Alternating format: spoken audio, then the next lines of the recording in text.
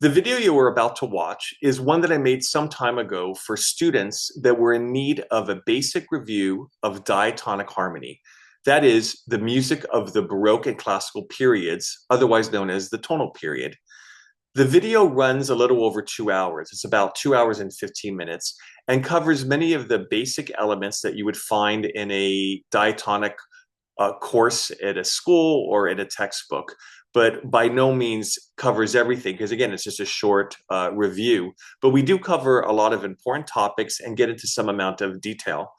Some of the topics we cover are things like scales, proper formation of scales and usage, which actually is a complicated topic.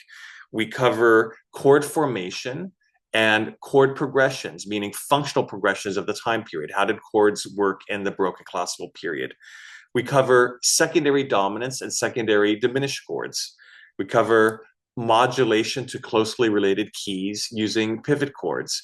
And we cover things like cadences and non-chord tones. So there's a lot of information there. I would like you to go ahead and use the booklet that accompanies this video and follow along as best you can. So I hope you will find this video helpful. And now it's time to sit back, relax, and enjoy this harmony review.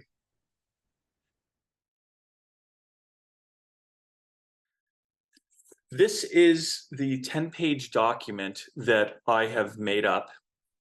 And if we just do a little quick kind of scrolling through the pages, you can see there's not a lot of writing. It's a lot of pictures of things. I always feel that music theory is best as an oral tradition. It's more interesting to talk about theory than read about theory. At least that's how I feel about it. Imagine you have the option to have a piano lesson with the greatest keyboardists living today, or have a piano lesson from the greatest book ever written on it. And most people would want to have the live person. And that's because there's an oral tradition behind it. So what this 10-page document is are like snapshots. They're pictures, and I'm going to talk about them. And the goal is for you to understand enough about the pictures that you know what's going on. And you could always refer back to this and understand it. What we're going to be studying in these opening pages are specifically the style of the Baroque music, Baroque and classical style tonality, music within keys, diatonic harmony. Diatonic harmony here means harmony within a key. Diatonic is within a scale. When you get into the music of the 1800s, the Romantic period, this is still a foundational principle we're going to go over, but the situation changes, harmonic practice changes, and that's the study of chromatic harmony. And then when you get into the 20th century, everything kind of turns upside down. So the story of harmony unfolds over many centuries. We're specifically going back in time to the Baroque and classical period, which are basically the 1600s and 1700s.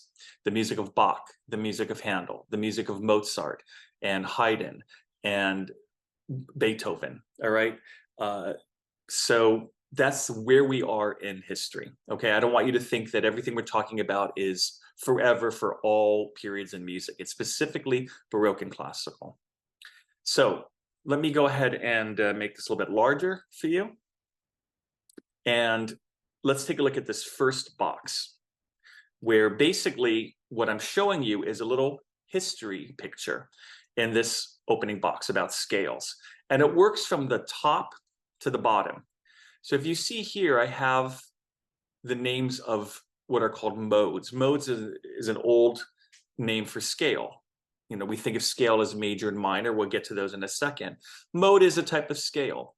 And when we think of modes, we think of the modal practice that developed in the Middle Ages and the Renaissance period. If you were living in the Middle Ages and into the Renaissance period, Middle Ages, basically 450 to 1400, almost like a 1,000-year period, and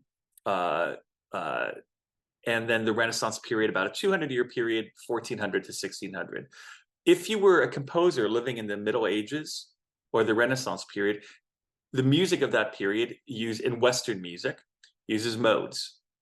And there were 7 modes: Ionian, Dorian, Phrygian, Lydian, Mixolydian, Aeolian, and Locrian. The 5 that are the most common are these that I put in brackets, and they're called the 5 church modes: Dorian, Phrygian, Lydian, Mixolydian, and Aeolian. What does the church have to do with all this? Well, the church in Europe in the Middle Ages and the Renaissance and even beyond was more than just a religious center. It was a political center, an economic center, the center of the town, the center of the city. Politics revolved around it. It was very, very central. And it was, during the Middle Ages, a place of literacy and learning. And think of it like a university. So you're here at UCL Extension studying. If you were a composer in the Middle Ages, you want to study, you would go to a church. You would go to the Notre Dame Cathedral in Paris and study to become a musician. The main employer of music during this period, if you wanted to be paid, was a church. You have a church position. And so the church had ideas about how music worked and what it wanted to do. And so a lot of what we inherited in Western music has to do with church practice. So it's what we call the 5 church modes. You can find the modes by playing on the white notes only of the keyboard. D to D is Dorian, E to E is Phrygian, F to F Lydian, G to G Mixolydian, A to A Aeolian. All right, so let's go ahead and listen to the modes on the keyboard. I brought this little keyboard up here, and let's take a look at D here, E here. That's Dorian. E to E is Phrygian. It sounds like this.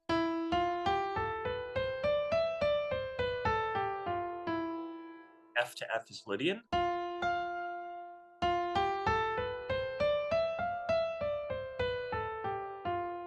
G to G Mixolydian.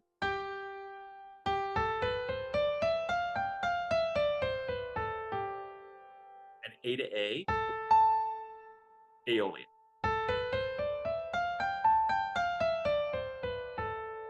Those are the 5 church modes, the ones most commonly used during the Renaissance, the Middle Ages and the Renaissance period.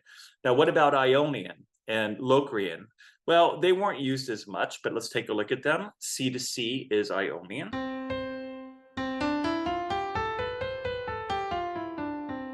Now, you might say, hey, wait a minute, that's major. Well, you're right, and we'll talk about that in a second. And then we have Locrian, which is B to B.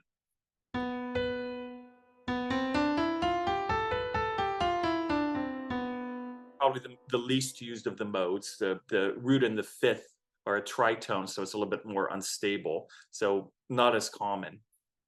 So again, going back to the point that if you were a medieval composer, Renaissance composer, you're writing in modes. The study of modality is very different than the study of Baroque and classical harmony.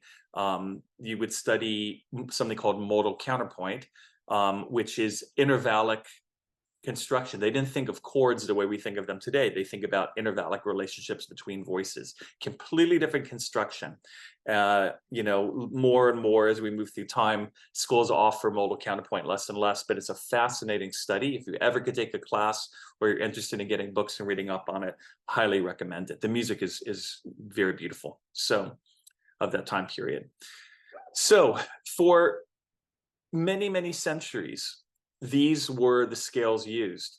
And starting in the Baroque period, we're going to be studying the Baroque music of the Baroque counterpoint, the music of Bach this quarter together. And during Bach's lifetime, Baroque period 1600 to about 1750, it's not like it stops, the Baroque period stops at 750. There's overlap. The Baroque is ending and the classical period is beginning, etc. But during the Baroque period, there's a rejection of modality. And there's a rejection of a lot of things that happened in the Middle Ages and Renaissance period.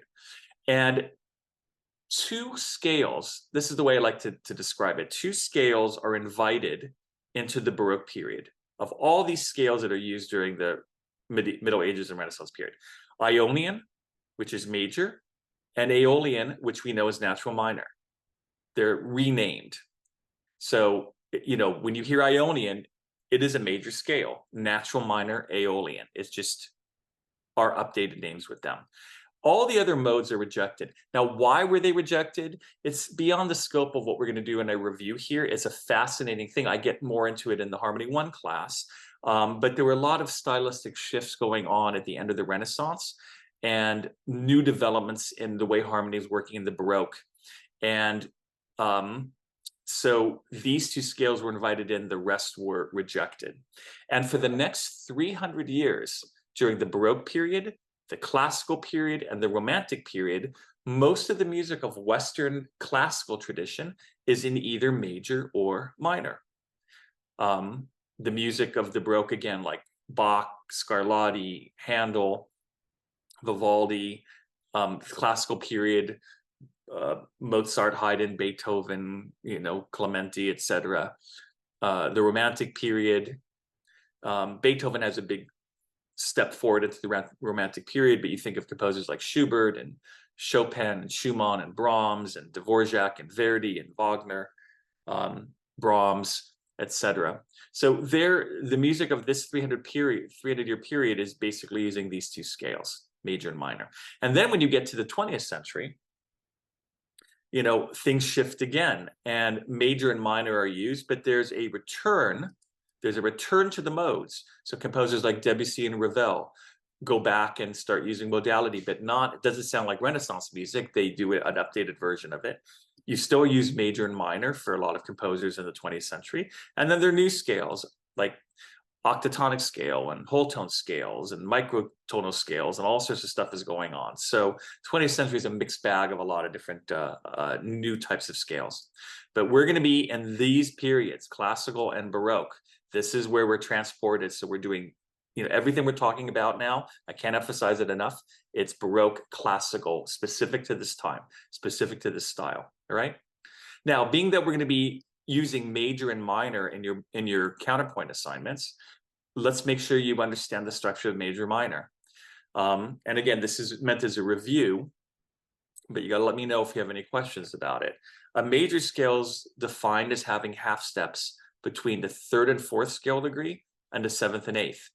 So scales are 7-note structures, alternate, you know, with not alternating, but they use whole steps and half steps. So you have a half step between 3 and 4. If we take a look at the keyboard here, here's D, D, E, 1, 2, 3. There's 3, 4, half step, 5, 6, 7, and then 7, 8, half step.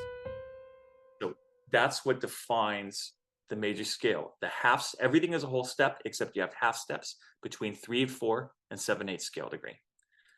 Now, minor is a little bit more confusing. We spent quite a bit of time of this in the regular harmony class, but there are 3 types of minor scales, and this is going to cause a little bit of a headache when you're doing especially counterpoint.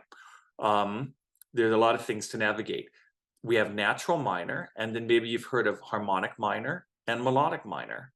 And unfortunately, a lot of students come away from music theory thinking these are 3 different scales. They're not. We have natural minor, and harmonic and melodic minor scales are alterations to natural minor. They're not really different scales. They're altered natural minor scales. Now, the natural minor scale has its half steps between scale degrees 2 and 3 and 5 and 6. So let's bring up the keyboard. And we're in C. Let's start on C. So you have C minor, 1, 2, 3.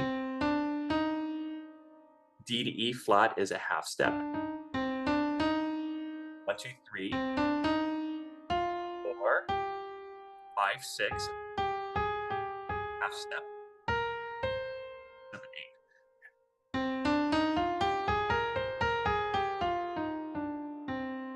That's what makes a natural minor scale. Now, for right now, you might say, like, why do we have harmonic and melodic?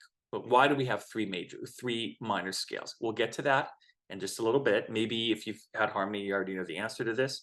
But for right now, I just want you to know what is altered.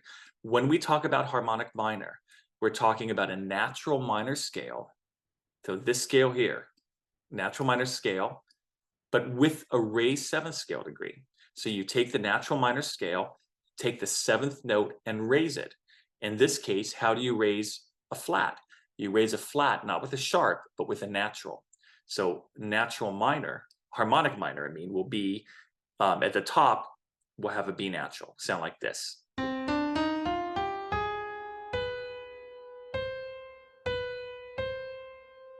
And so I took the B flat and did this, raised it. Now, again, why does that happen? We'll get to that in just a little bit. The other type of scale we have is melodic minor. And unfortunately, I think students really get confused with melodic minor, and they often think when you go up, you raise 6 and 7, and when you go down, you lower 6 and 7. That's part of the story, but it's not quite how it's going to work, and it's certainly not going to work that way with counterpoint. A melodic minor scale is a natural minor scale where you change 6 and 7. They're either raised together or lowered together. So if you look at the natural minor and C minor, we have A flat and B flat. So you either keep them that way, so 50% of melodic minor will be like a natural minor scale, or you raise them together. So you'd have an A natural here and a B natural there. So often when you're learning your scales, you learn it like this. When you go up, you raise. When you go down, you lower 6 and 7. Going up, so you get A natural, B natural.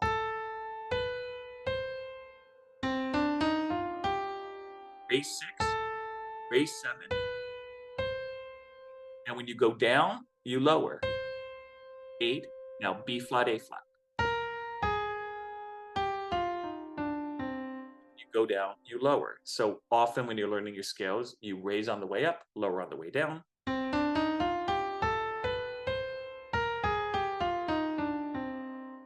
Now that's a good way to learn your scales, but it's not what goes, that's not how you compose using it. For right now, what I want you to understand is that 6 and 7, think of them as a married couple. They go together. They either are raised together or lowered together. And for right now, it doesn't matter whether you're going up or down. They go in tandem. They go together, that you can't split them. All right. And we'll talk about why in just a little bit. All right. So this is our picture of scales. We're in the Baroque and classical. We're using natural and major and natural minor. And we know something about the structure of these chords, of these scales. All right. All right. Now that we understand about scales, let's talk about chords. And let's get some basic definitions on chords down. So 2 notes do not make a chord. If you have like a C and a G,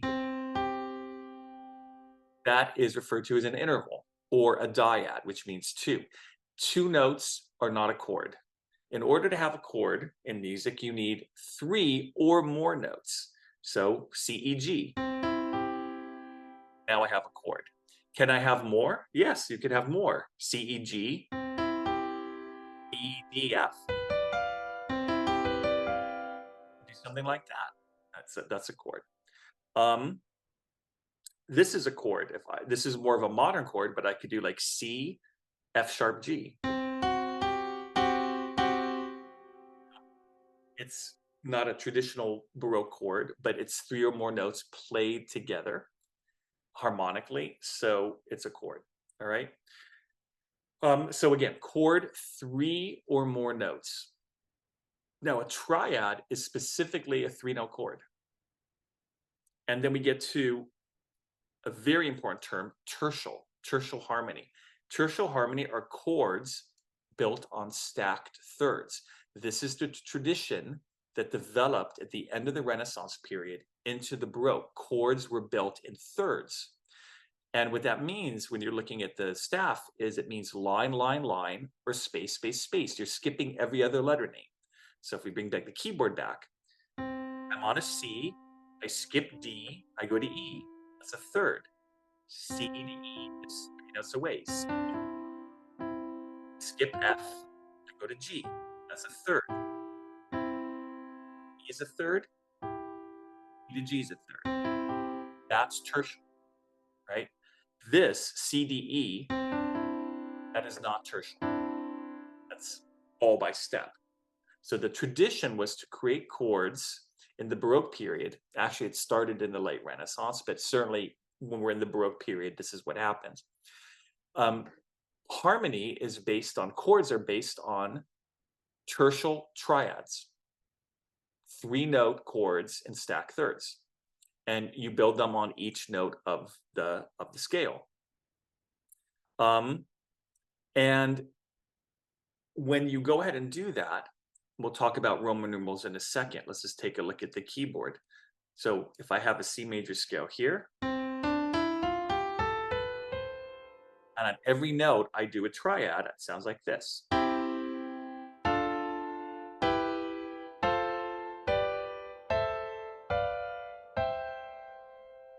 Now each one of those chords has its own sound, its own structure. They're not all major, they're not all minor. We have some major, some minor, and even one that's diminished.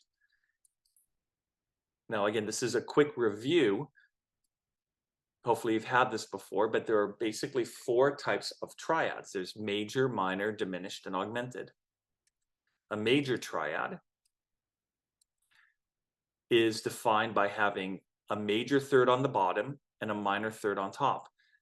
Capital M for major third, lowercase m for minor third. Lower third C to E, major third, E to G, the minor third. You don't know how to count the intervals, come see me. That's a different discussion. That's something you hopefully would have had in music fundamentals. How do you count the intervals, the spacing, all right? We don't have, it's not in the scope of what we're doing now, but again, I'm here, I'm available if you have questions, if you need some interval brush up help, let me know. A minor triad is exactly the opposite. We have a minor third on bottom and a major third on top. C to E flat, minor third, E flat to G is a major third. Diminished are 2 minor thirds stacked, C to E flat to G flat. And augmented, which we're not really going to be using in this class, but I threw it in there anyways, are 2 major triads stacked, C to E to G sharp. So major, minor,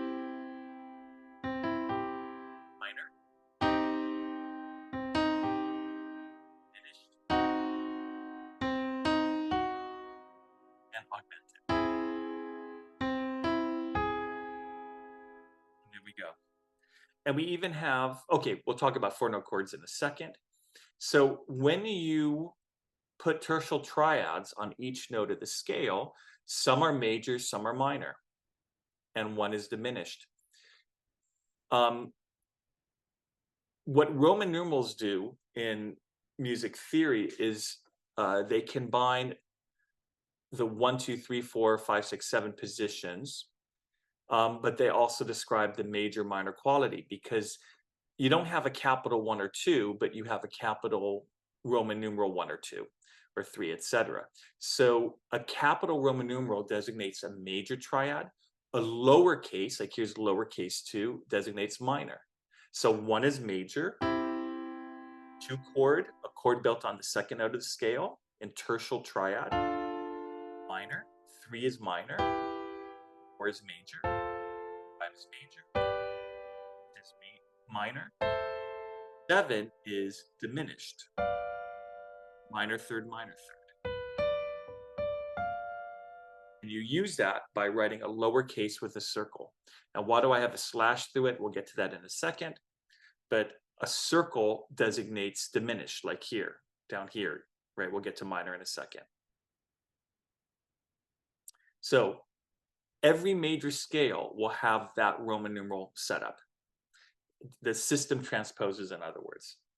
Now, in the Baroque period, you were allowed to add a 4th note on top, a 4th tertial, a 4th stacked third. But if you notice, I only did it on some chords, not all of them. And that's because in the Baroque period, you could only add a fourth note where the distance between the root and the top note make a minor seventh, not a major seventh, but a minor seventh. So let me go here. I'm going to do the same thing. This one I can write on. And let's grab a little pen. So if I were to add a tertial on the one chord, the distance between the C and the B would be a major seventh. And that was considered too dissonant in this time period. It would sound like this.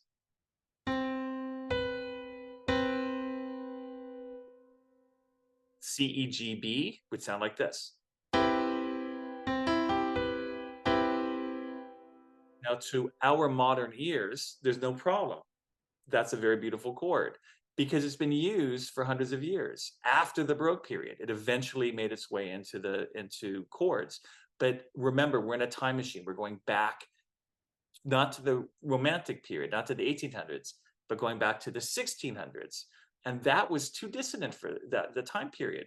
That major seventh outline was very, very harsh on their ears, and they didn't like it. It was not stable, and therefore it's not part of a chord. So in this style, you may never have a fourth note on the one chord. You don't do it. You have just a triad. Now, when you get to the two chord, the distance between the root, the D, and the C, that's a minor seventh. It's not a major seventh. D to C. So 2. That was legit. Here's if the root was a major seventh between the root and the seventh. It would be, that's a major seventh. They didn't like that. They liked the minor seventh. So this one, you can have 4 notes. The 7, I love this. This is musical math. 7 means 4. 7 means a 4-note chord. The distance from the D to the C is 7 notes away. So 4 notes in stacked thirds are 7 notes away. 7 means a 4-note chord, all right? I can have a fourth note on the 3 chord because E to D is a minor seventh. I can't do it on the F chord, the 4 chord, because if I add an E here, that would be a major seventh, F to E. Bring up the keyboard. Again, it sounds nice to our ears, but we're living in 2023 and we accept a lot of sound. But back then it was too dissonant. So we don't do it on the 4 chord. You can do it on the 5 chord, you can do it on the 6 chord, and you can do it on the 7 chord. And when you do it on the 7 chord, you get what's called half diminished. Half diminished, if you took music fundamentals, is when you have the diminished triad. So these are, right, minor third, 2 minor thirds is diminished, but then you have a major third on top. Minor third, major third. So we say it's half diminished, as opposed to full diminished, which we'll get down here in the minor. We'll get to that in a second. So half diminished is minor third, major third. Sounds like this. Minor third, major third.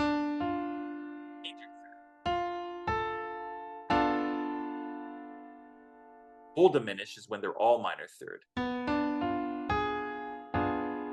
This is. Right. So the symbol we use for diminished is a circle, and if it's a 4-note chord in major, we say half. We cut it in half and say it's half diminished. Minor third, major third. And again, I hope this is a review for you. I hope it's not too fast, but there you go. So these Roman numerals, or these chord structures and Roman numerals, are what we're going to be using in Baroque counterpoint for our harmony. And again, it sounds like this going up. A 1 chord, 2, 7, 7, 4, 5, 7, 7, 7 half diminished, and then 1. That's it. And this is the same structure for every major key. All right. Now let's talk about minor, which is a little bit trickier. So for minor, we're using harmonic minor. And let me go back now. Let's go back here. And now we can talk about the scales a little bit more. But let's talk about natural minor. Like the chords we're going to use in the Baroque period and classical period are the chords from harmonic minor. But let's see, what was the problem with natural minor? Like when what happens when we harmonize natural minor? So for that, let's do some drawing. Let's go to the key of C minor. I always believe if you can understand it in C, C minor, C major, then it's just a matter of transposition. So let's do our scale.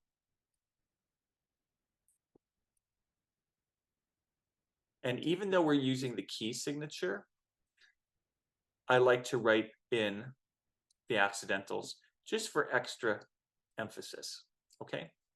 Now, we're going to make our tertial triads.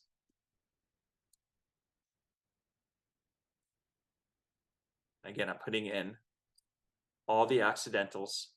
Some of these are going to be major, some are going to be minor, some are going to be diminished, and then we'll play through them and we'll see what did the Baroque composers object to? Like why natural minor caused a little problem for them, and they felt they needed to alter them with both harmonic and melodic minor.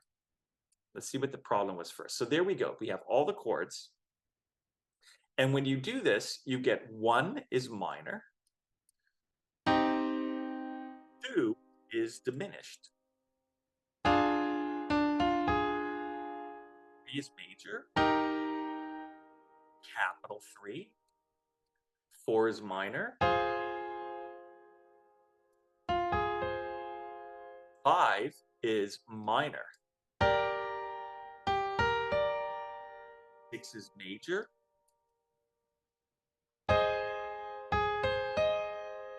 7 is major. And then you go back to 1. Let's put the letter names here. We have C minor, D diminished, lowercase with a circle. 3 is major, so I'm going to use a capital E flat. In classical analysis, just like with Roman numerals, a lowercase letter is minor, an uppercase letter is major. A lot of software programs don't allow you to do that, but we're going to do that in this class, okay? 4 chord is minor, F minor, lowercase G minor, capital A flat, capital Roman numeral 6, capital A flat, capital B flat, and then lowercase c. Let's do it again. Let me bring up the keyboard and we're going to play through this.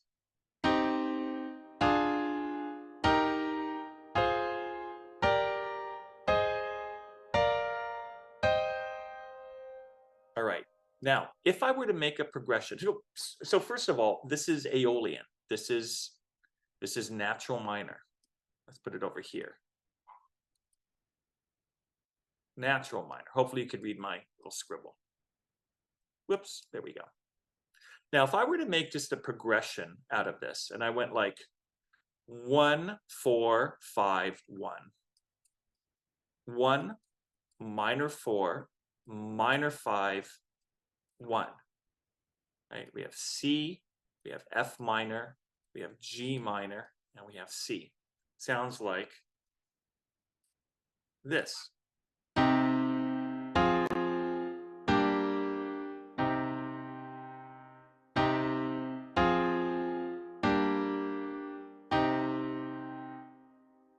It's a little olden sounding. It sounds like something out of the Renaissance period. And what was happening in the end of the Renaissance period is there was more and more creation of what's called leading tone, raised 7th scale degree. It was affecting the music all over. And the Baroque composers felt we're in a new era. And we're going to create our new sound by really locking in the raised 7th scale degree. So when you raise the 7th scale degree, so you go to the 7th note of the scale, which is B flat, this note over here. When you raise it, we have to put a natural. What happens to the 7 chord? Instead of major, now it becomes diminished. Just like it is in major, a major key, the 7 chord is diminished. And where else, who else has a B flat? Ah, the 5 chord. I'm going to raise the 7th scale degree. And now that becomes major. Just like it is in a major key. In a major key, we have 5 major and 7 major. And when you do that, listen to what happens. We get capital 5 with the raised 7th. So here's the old way. The old way with minor 5.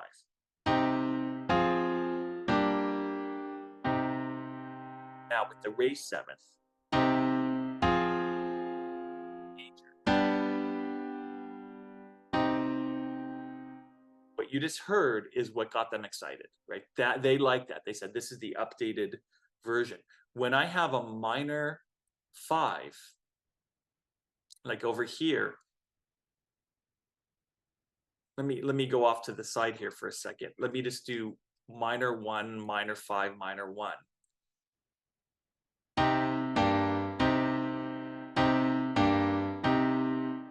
Sounds a little bit like, you know, Robin Hood, Maid Marian. It sounds like olden, right? As soon as I update and I raise the 7th scale degree, I make that capital 5, because again, the 7th note of the scale is B flat. When I raise it to B natural, it changes the quality of the 7 and the 5 chord, and it updates the harmony. So instead of the Robin Hood, here's with the B natural.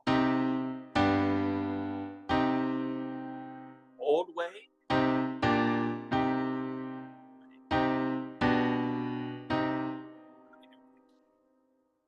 But I'm doing old way, I'm going to go C, B flat, C.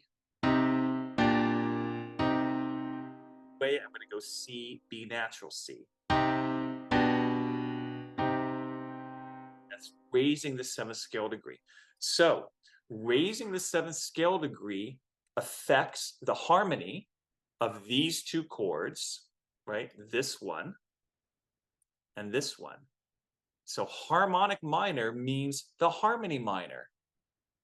It affects the harmony. It changes the harmony. Raising the 7th changes the harmony to a way that the Baroque composers liked. That's what harmonic minor means. You're changing the harmony.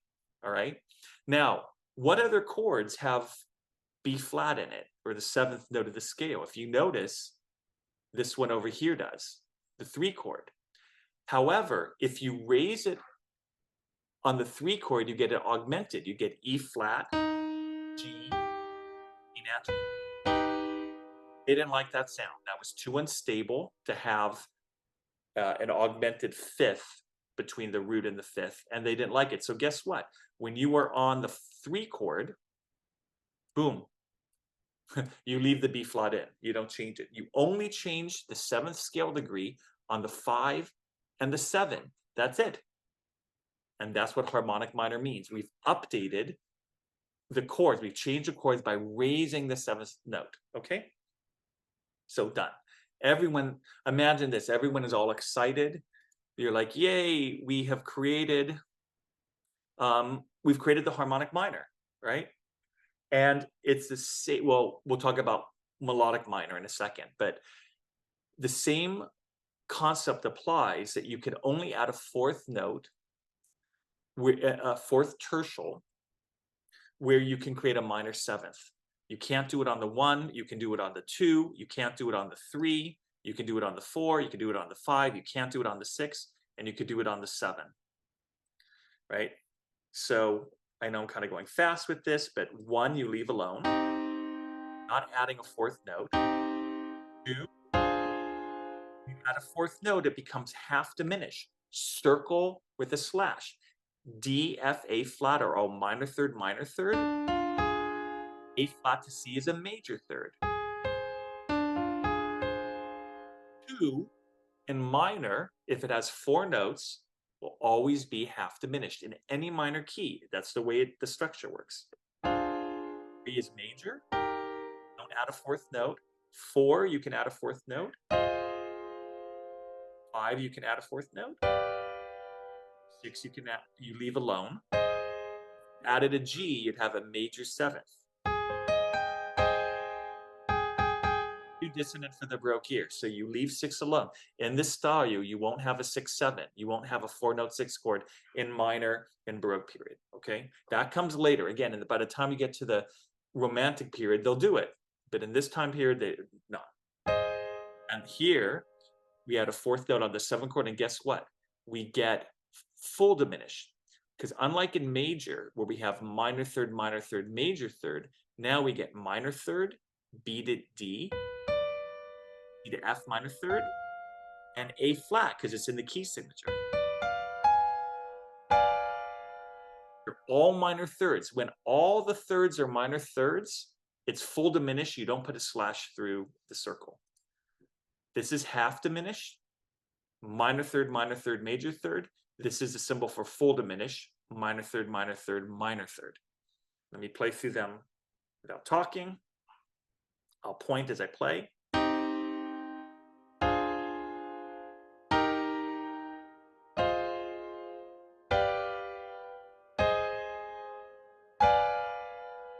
And then back to 1. Now, do you need to use 4 notes? No, you don't need to. You have the option. So sometimes it's helpful to have them. Sometimes I'll explain that in a little bit, but you don't need to. All right, you always have the option.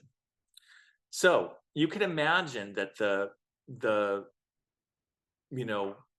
in the church, the monks were all celebrated. They're like, we updated.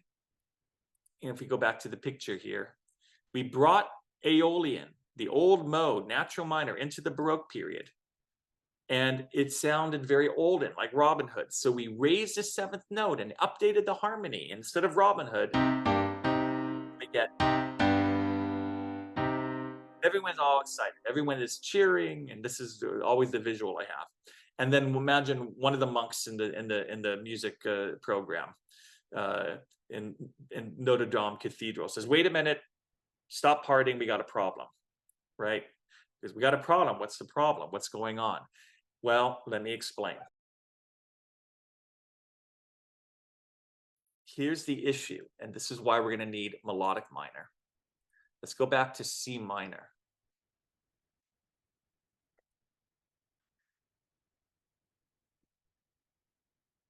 I'm going to make the scale here. And I'm going to go ahead and put the accidentals in. Right? So here's 1, 2, 3, 4, 5, 6, 7, 8. Okay? Now, when I go ahead, as we mentioned, and we raise the 7th scale degree, we update the harmony, right? The 7 chord becomes diminished, and the 5 chord, it affects the 5 chord, it becomes major. So that's harmonically. Harmony is a vertical realization of sound this way. But imagine this monk saying in the church, we have a vertical problem, a melodic problem. They go, what's the problem? They're like, well, 6 is a flat, as compared to major. If you were in major, you'd have A natural. So we say 6 is flat as compared to major. 6 is flat, and now 7 is raised. And that creates what's called an augmented second. It's larger than a major second. So if we look here, A flat to B flat, let's look at the keyboard. Do it here. A flat here, B flat here. It's a major second. When I raise the B, it's still a type of second because the letter names are A and B. So it's a type of second, but it's larger than a major second. It's now augmented second. And everything else in the scale is either major or minor seconds. So here we have, for instance, let me do it like this. Let me do it in black. Here we have a major second. Here we have our minor second. Here we have our major second. Here we have our major second. Here we have our minor second. Then suddenly we get an extra large second. And between B natural and C, we get a minor second. You see, so this one sticks out. It's a little bit larger. Let's hear what it sounds like. Let me play it slowly. You follow along.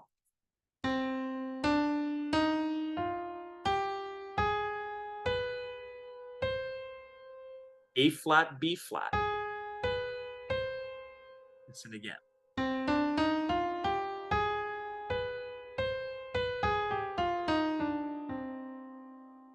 So what's the problem? It still sounds like a nice scale to our ears, but remember where you are historically in time.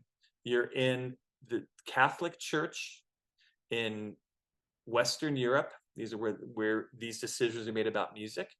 And this scale, when you hear that augmented second, what area of the world does that sound like? What does it conjure up? Most people would say it's Middle Eastern, it's Oriental, it's exotic.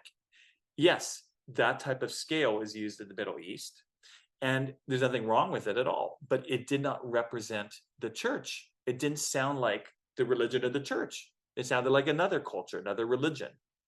And so they didn't like the sound. It was like guilt by association. There's nothing structurally wrong with an augmented sixth. There's absolutely nothing wrong with Middle Eastern music. But the church felt it didn't sound like, it didn't represent the religion, or it represented another religion. It evoked another religion. It's another way to think about it. So they didn't like that sound. So even though raising the seventh scale degree fixes the harmony, it caused a melodic problem. And they didn't want to make an augmented second in a melody. Suddenly it sounds like we took a field trip to another country, another culture, another religion. So how do we fix it? If the 6 is flat and the 7 is now raised in any minor scale, that's what you need to do to make the harmony work. The solution they came up with is, well, we got to close this gap. We got to close it. And we close it by either keeping them both lowered. So here's 6 and 7 that are both lowered together, or we raise them both.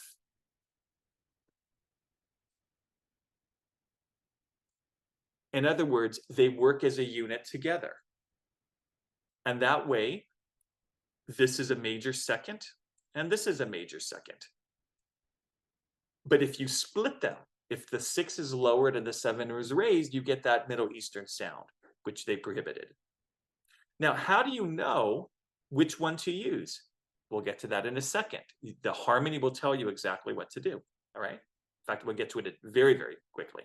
But that's the issue of why we have 3 minor scales. The natural minor is the derivative, the origin.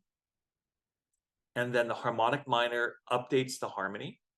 And then the melodic minor is used to fix this Middle Eastern sound that represented the non-Catholic Church sound, all right? Now, getting back to how do you know which one to use? And let me see down here, by the way, I have this, we did 4 types of triads. These are 4 types of 4-note chords. The ones we're going to be using in Baroque period are dominant, 7th, minor 7th, half diminished, full diminished. Take a look at these. If you have questions, we'll discuss them in class. But I wrote out the structure for you. The bottom M's are stacked. The capital means a major third, minor third, etc. Okay, and then these 2 I threw in there, but they're more like from the Romantic period. But these are the ones that we emphasize in Baroque and classical music. Okay. Again, this should be, I'm going fast because it's these types of things would be covered in a music fundamentals class. So we'll see how you do. But again, if you have questions, I want you to ask me. Okay. Study that on your own.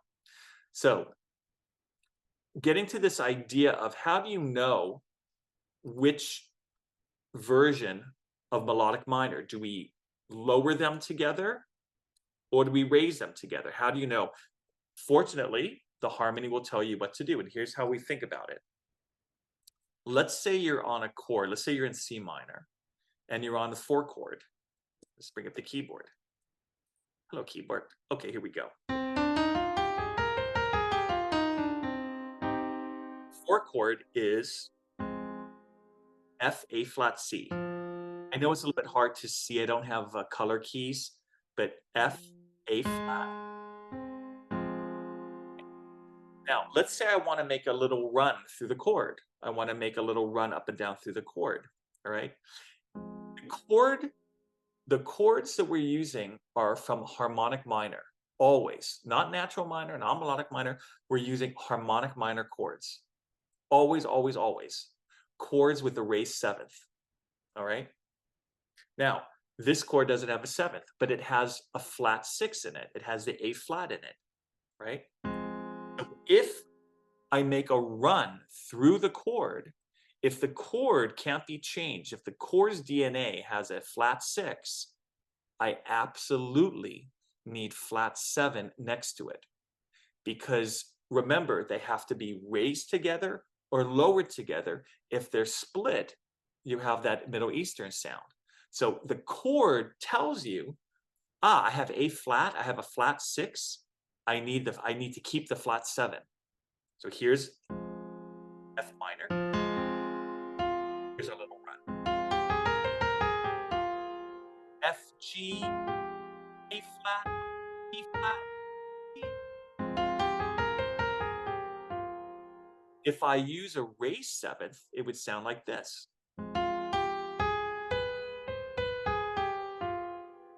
And now I'm craving hummus and falafel, which is not a bad thing, but you don't want to create no hummus in this class during counterpoint. We'll go out and celebrate after counterpoint's done, and we'll have hummus then. We have to avoid that sound. All right. Unfortunately, we do. All right, because this is where we are historically in the world. All right. So A flat, if the chord has an A flat in it, you absolutely need B flat next to it melodically. And notice it doesn't matter whether I'm going up or down, right? The chord tells you what kind of melodic minor you have. Now, look at the 5 chord. Because we're using harmonic minor, raised 7th, we know that we have G, B natural, D, the 5 chord, right? You go, what are we talking about? Go back here. We're using harmonic minor with a raised 7th. Look at this. Look at this, B natural, right? That's the one we're using. So if the chord has B natural in it, here's the B natural, what kind of 6 do I need?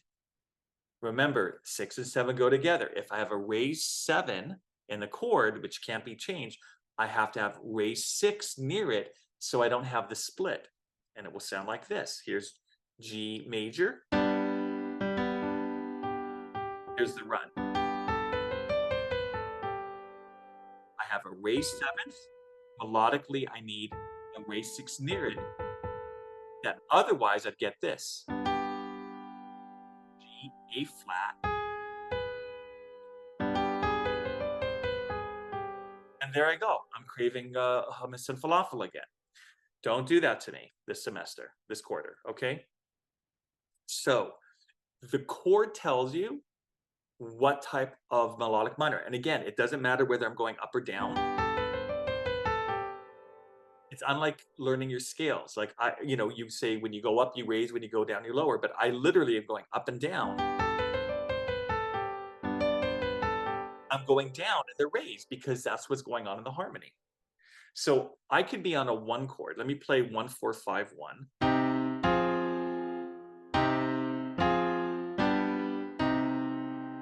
And I'm going to make a 1 chord little run. 1 chord doesn't have a 6 or a 7, so it's just going up and down the chord. Now I go to the 4 chord and I have lowered 6 and 7. I go to the 5 chord and I have raised 6 and 7.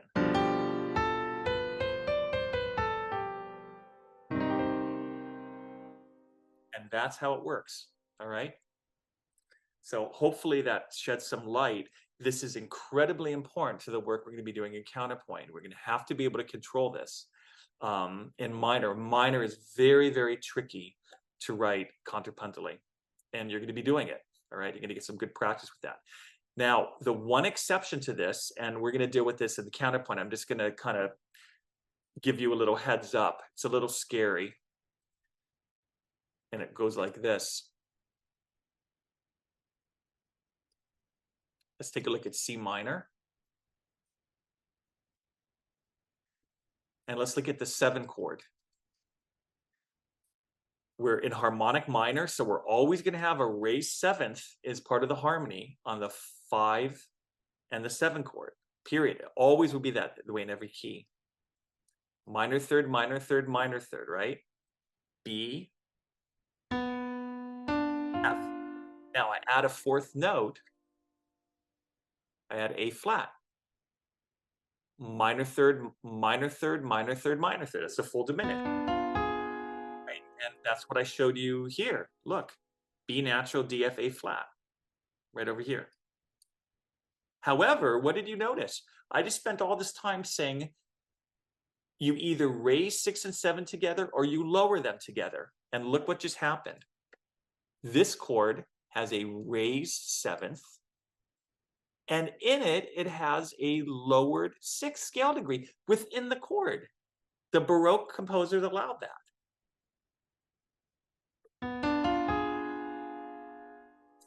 Well, an augmented 6th, an augmented 2nd sounds like a minor 3rd.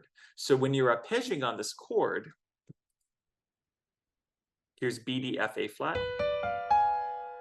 Right?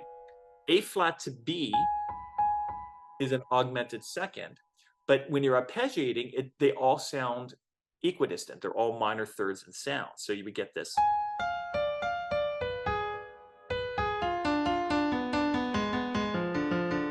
The ear just hears minor 3rds. The issue, so it was allowed as a tertial structure. You could have the raised 7th and lower 6th in the chord.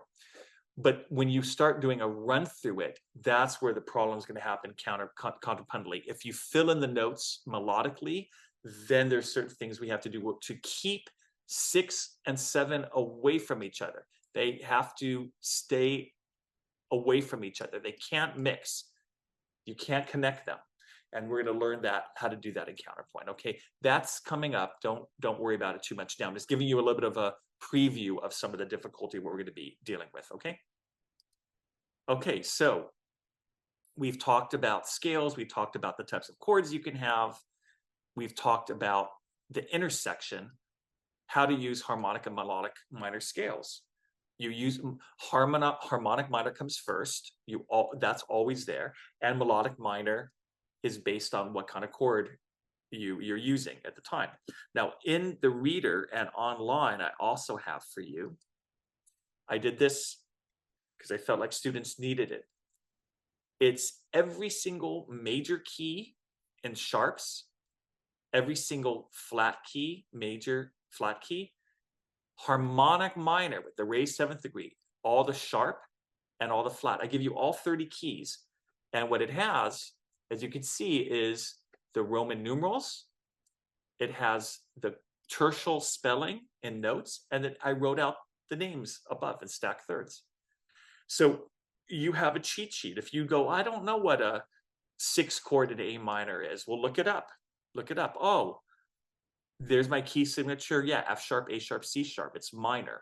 It's a lowercase 6. Yeah, it's going to be minor, etc. Okay. I didn't do the 4-note versions, but you have the triads. Harmonic minor with the raised 7th scale degree. Let's look at A minor, which A minor has no sharps or flats in the key signature, but we're using the raised 7th. What's the raised 7th note of A minor? It's G, and therefore it has to be, let me make it larger, it has to be G sharp. I underlined, I can't do it, cannot. I underlined what the raised 7th is, and you do it in the 7 chord here, and you do it in the 5 chord. That's where you raise the 7th. You don't do it in this G. You don't do it in the 3 chord. You only do it in the 7 and the 5. And that way you get away from the Robin Hood sound, okay? So you have this as a guide. I want you to use it all quarter long. It will really help you, okay?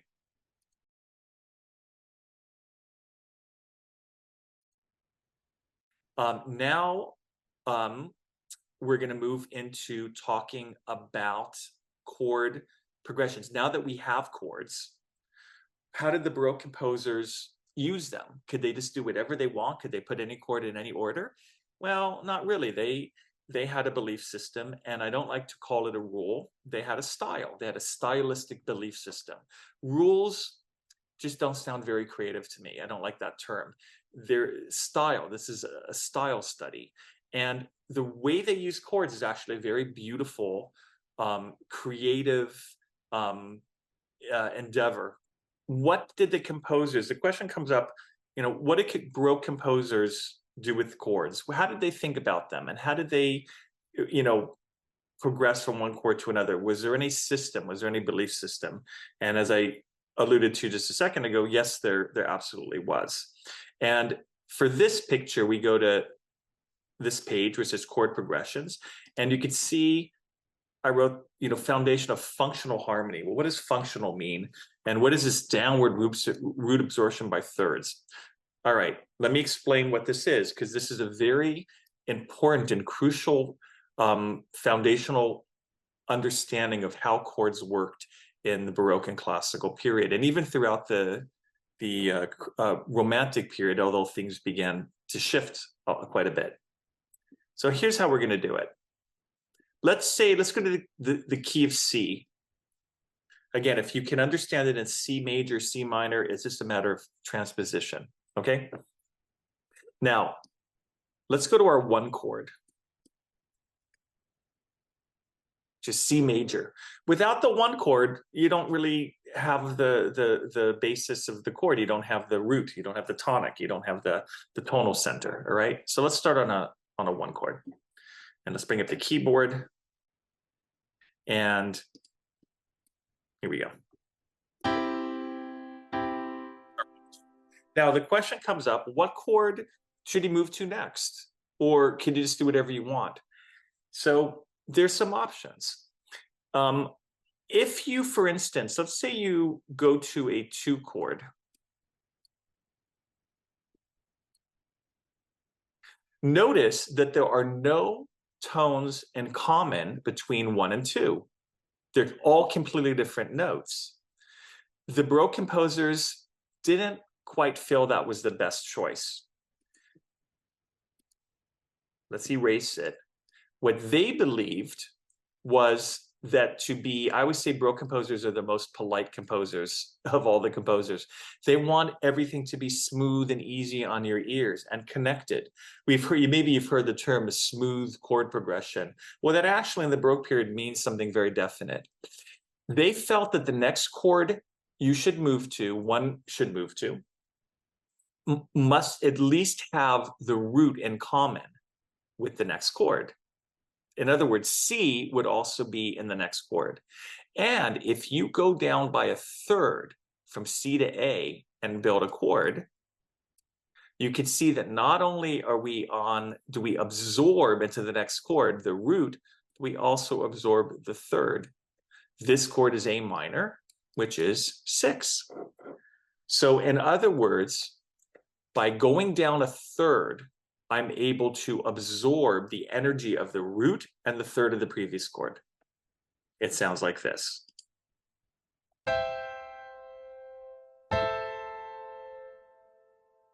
Notice here's the D and the E that are in common. I release the G and add the A below. So there's a lot in common. Well, if that worked, let's keep following the pattern. Let's go down another third. And we can see that now, once again, we're absorbing the root and the third into the next chord. This is an F chord, and it's a 4 chord. Let's keep the system going, the pattern going. I absorb the root, I absorb the third, and now we're on a 2 chord. I'm going to need a bass clef here. Let's do that. Okay. So now we get this sound.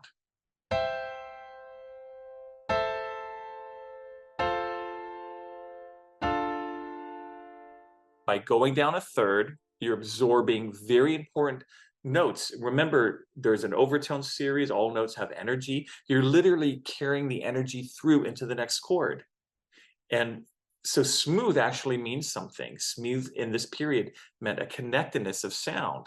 And they felt that that was easy on the ears. It made sense to them orally. Let's keep going. What happens if we go down another third? We end up on the B diminished chord, which is 7. We go down another third. And here's the B here, and here's the D here. I'm just in the bass clef, and now we're on the 5. And then we go down another third, and we just keep doing the same thing, and then we're on the 3. And then guess where we end up? We end up back on the 1 chord again, and we've used all the chords. We have 1, 2, 3, 4, 5, 6, 7, all the chords. And here's what we got. Let's listen to it.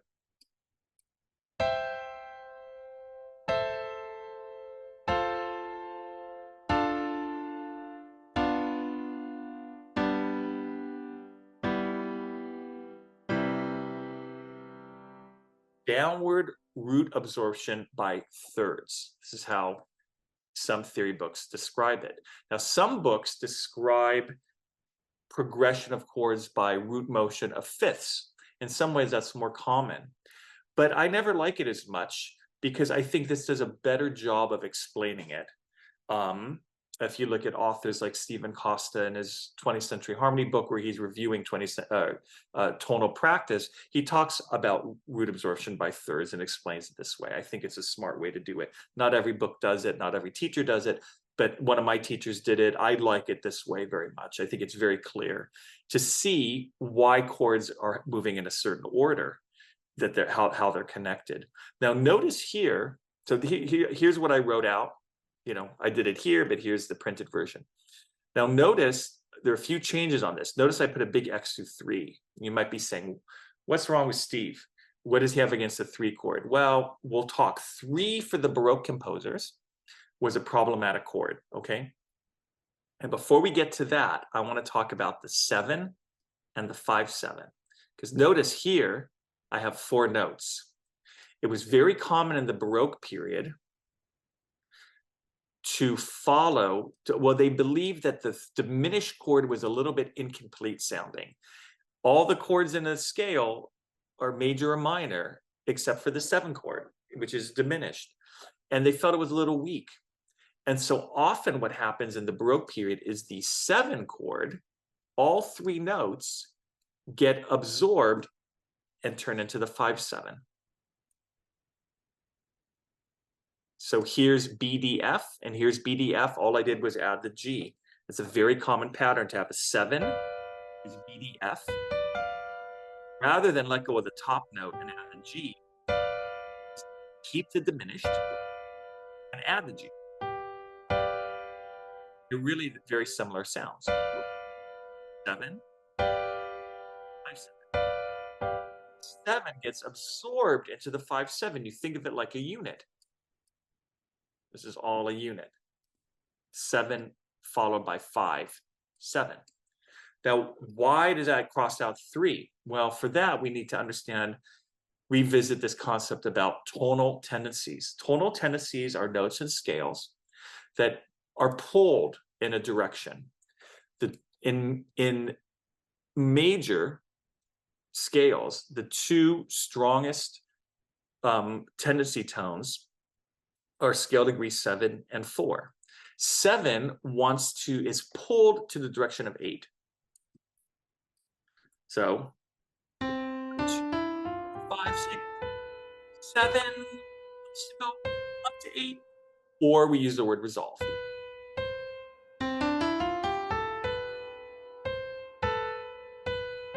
7 to 8. 4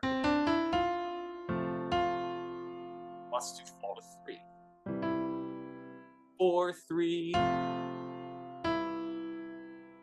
It has a tendency to. Why does that happen? You know, would have to revisit music fundamentals. It has to do with acoustics and overtones and all sorts of stuff. But these tones, for centuries and centuries, are deemed. They're not that they're very important, but they're weak in a way, and that they're pulled in a direction. They need to resolve. Now, when you put those two notes together, there's two scale degrees, it creates seismic energy, right? And you get double need to resolve. Scale degree 4 and 7 notes F and B live in the 7 and the 5/7 chord. There's the B and there's the F. And when the 7 gets absorbed into the 5/7, we still have the B and F. And those two notes have to resolve. 7 to 8, 4 to 3, together. An interval is called a tritone. Resolution. Okay. Now, the need to resolve those tendency tones was the most important thing that happens when you're on the 7 and the 5/7. You must resolve them together. When you resolve, you end up on a 1 chord. You don't end up on a 3 chord. If you notice here, the B should go up to a C, but when you go to a 3 chord, it stays the same. The F over here does go down to E. So in other words, if you're on a 5/7,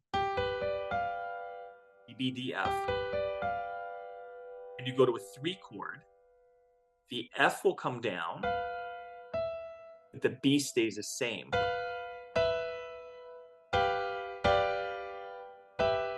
Watch the B. So you get unsatisfactory resolution. Only the F comes down. You want to hear them both resolve. So the need to resolve is more important than to go down by a third and land up on the 3 chord. The 3 becomes the most neglected chord of the Baroque period. It will have importance in certain situations like modulation, etc. But as a chord in a progression, it's not that it's never used. It's very rarely used. It's sparingly used. They didn't know what to do with it. So in this class, we are going to, for the most part, avoid 3, okay? We will be using it, but later on in the quarter, okay? And that is why we avoid it, because of the tonal tendencies, okay? Now, what I just explained is downward root absorption by thirds, and we understand the Baroque politeness. I want you to hear sounds that we've had into the next chord. There's a linear progression and a similarity between the sounds, a commonality between the sounds. Now, in music theory, we group chords together into 3 main categories. It was understood that 1s and 6s are very similar, 4s and 2s are very similar, and because of the tritone, the scale degree 7 and 4, that 7 and 5/7 are very similar. 1s and 6s were called tonic category chords. Tonic means 1, but these are tonic category chords. 4s and 2s are predominant chords, and 7s and 5s are dominant category chords. These are the 3 categories of chords, and it works exactly, by the way, the same for minor. The same progression, but you're using the minor chords. Same exact thing, okay? So tonic, predominant, dominant. Those are our 3 functional chords have functions, and they belong. Function means one of those categories: tonic, predominant, or dominant. So I've taken this down 1/6. Let me play this downward motion. 1/6, starting here. The tonics 4/2, predominant 7/5, dominant, and then 1. Back to the tonic. And I'm going to rewrite it. I'm going to rewrite it so that you see it with these groupings. So let's look at the next page. There it is. 1s and 6s, tonic, 4s and 2s, predominant, 7 and 5/7, dominant.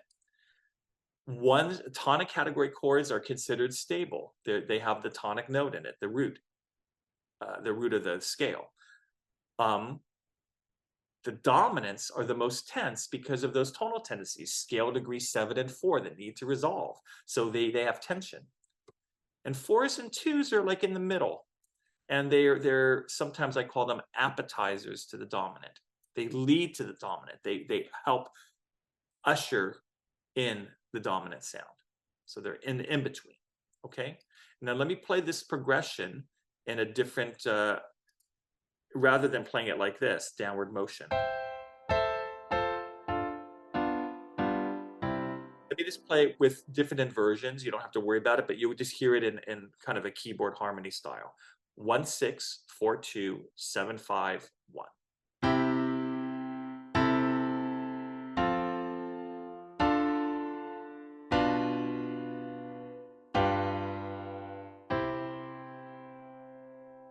Listen again.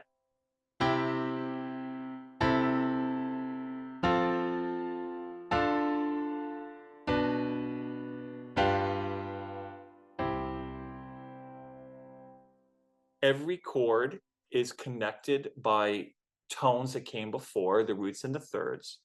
And every chord has a function. It's either functioning as a stable position, a very tense, or it's kind of somewhere in the middle. All right. That's what we mean by functional progression. Okay. Now, what do we do? So now we understand the belief system that chords should have things in common with what came before. But does this mean that you always have to do it in that order? And those are the only chords you could use? No. The story is just beginning. All right. This is just the beginning. Okay. So basically, here's how I like to describe it. When you are making Baroque chord progressions, you always want to start on a tonic. It's polite. Don't start on a 6 chord. Don't start on a 4 chord. Don't start on a 2 chord. Start on a 1 chord. You might be able to start on a 5 chord, but for right now, let's be polite. We're going to start on 1 and end on 1. The basic function of music is to be relaxed and then to be tense, and then relax and be tense. This reflects the human condition. Think of your heartbeat. Your heartbeat squeezes, it's tense, and then it opens, it relaxes. Squeezes and relaxes. You're breathing in, tension, you breathe out, you release. Tension release is part of the human experience, and music reflects that, tonally, obviously. So what you do in these types of progressions is you start on a tonic and you cycle. A cycle means you must reach the tension. Think about your breath again. I'm relaxed. I take a deep breath in. I hold. I'm tense, and then you relax. So a cycle means tonic to dominant, back to tonic. That's a cycle. Tonic to dominant, and then back to tonic. That is one cycle, right? The quickest way to do that is to go 1 5 7 1. All right. But you said, hey, Steve, you just talked about you have to go down by thirds. Here's the deal.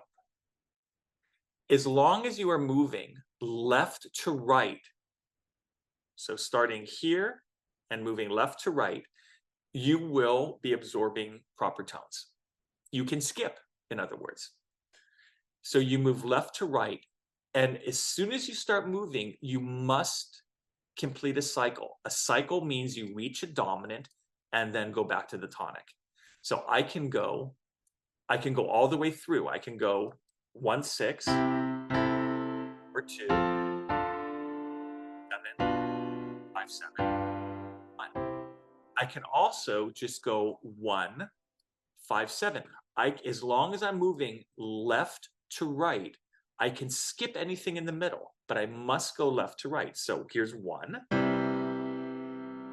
I go all the way to 5 7, and then I cycle back.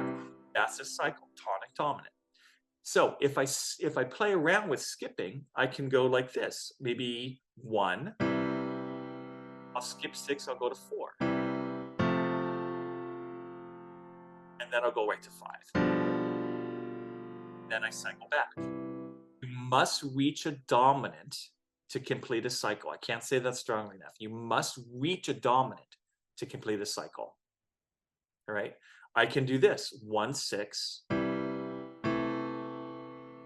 and then go straight to 5. And then back. I can go 1, 6, 2,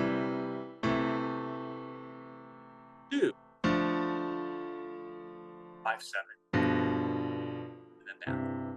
Right? Something like that. I can skip as long as I'm making these circles. Okay. So move left to right, stable to unstable, keep cycling. What you may not do is go backwards. You may not go right to left, meaning you don't want to go 2 to 4 or 4 to 6 or 6 to 1. Right? As soon as you start, you have to go left to right. So you don't want to go 1, 6, 1, 4, and then 6. 1, 4, and then 6. You have to go left to right. Why am I making such a stink about this? Well, if you go right to left, it's regressive. Remember, when you're going downward, it's going left to right. You're absorbing roots. Okay? But if you do this, if you go, let's say 4, 6, you go 1, 4, and then you go 6, you go backwards, you lose the root. So let's take a look back here. 4, let's look at the keyboard. Here's 4. And if I go to 6, but 4, and I go backwards to 6, I let go of the root. I didn't absorb the root. You want to go 4, 2. 2 absorbs the root, right? So if I go 4 to 6, I let go of the root. But if I go 4 to 2, I absorb the root.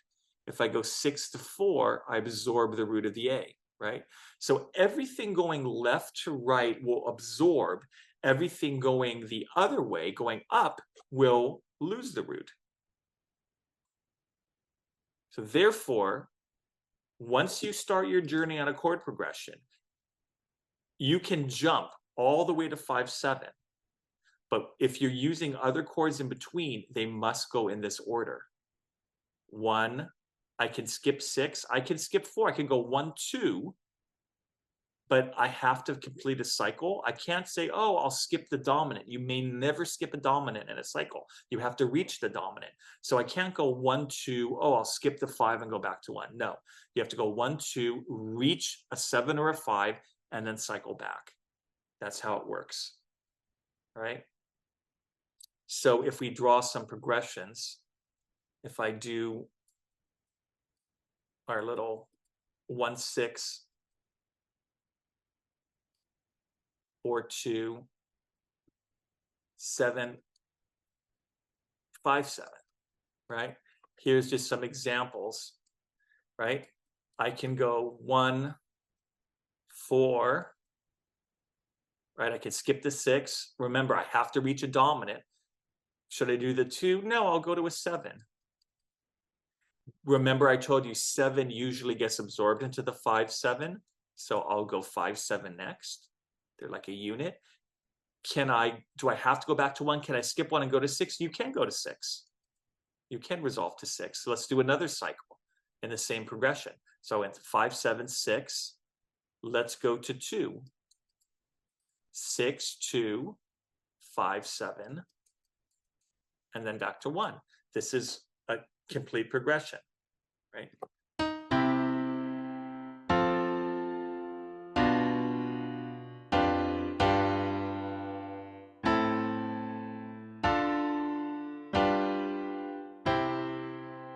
There are 2 cycles, tonic to dominant, and then starting over again.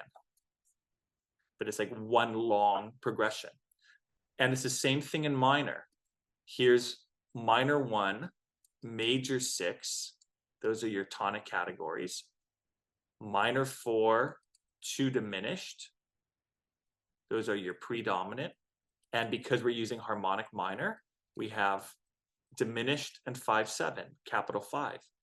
So I can do minor 1. Here's what it sounds like all the way through.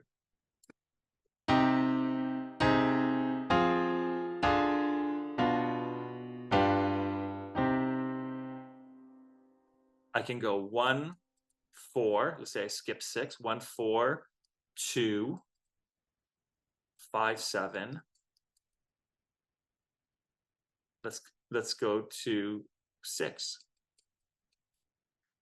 Let's go to 5. Let's skip the predominant altogether. Go right to 5, 7, and then 1. So I have this resolution, 5, 7 to 6, and then that little cycle. Sounds like this.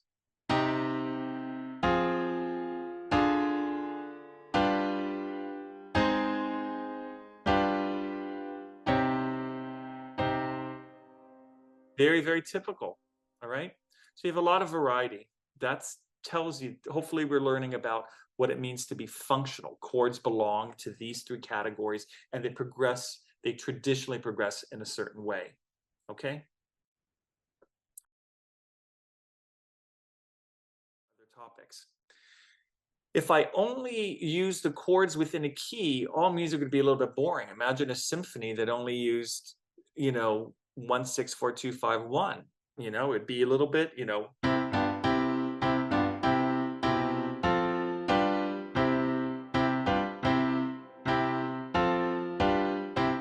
All right, I get it. There's not a lot of color with just, 7 chords. The composers said, hey, we have 30 keys. We have 30 keys. Can I move around a little bit in a piece of music, or can't I borrow a chord from another key? Can I borrow a chord from another key? And the answer is yes, you may. And we get into the world now of what are called secondary dominants. Sometimes books will refer to them as applied dominants. I like the term secondary dominant.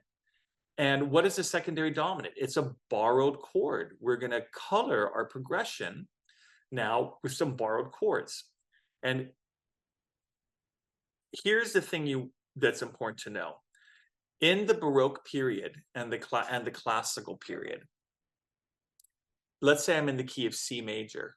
Let's say this is in the key of C major here. And I'm playing in the key of C major.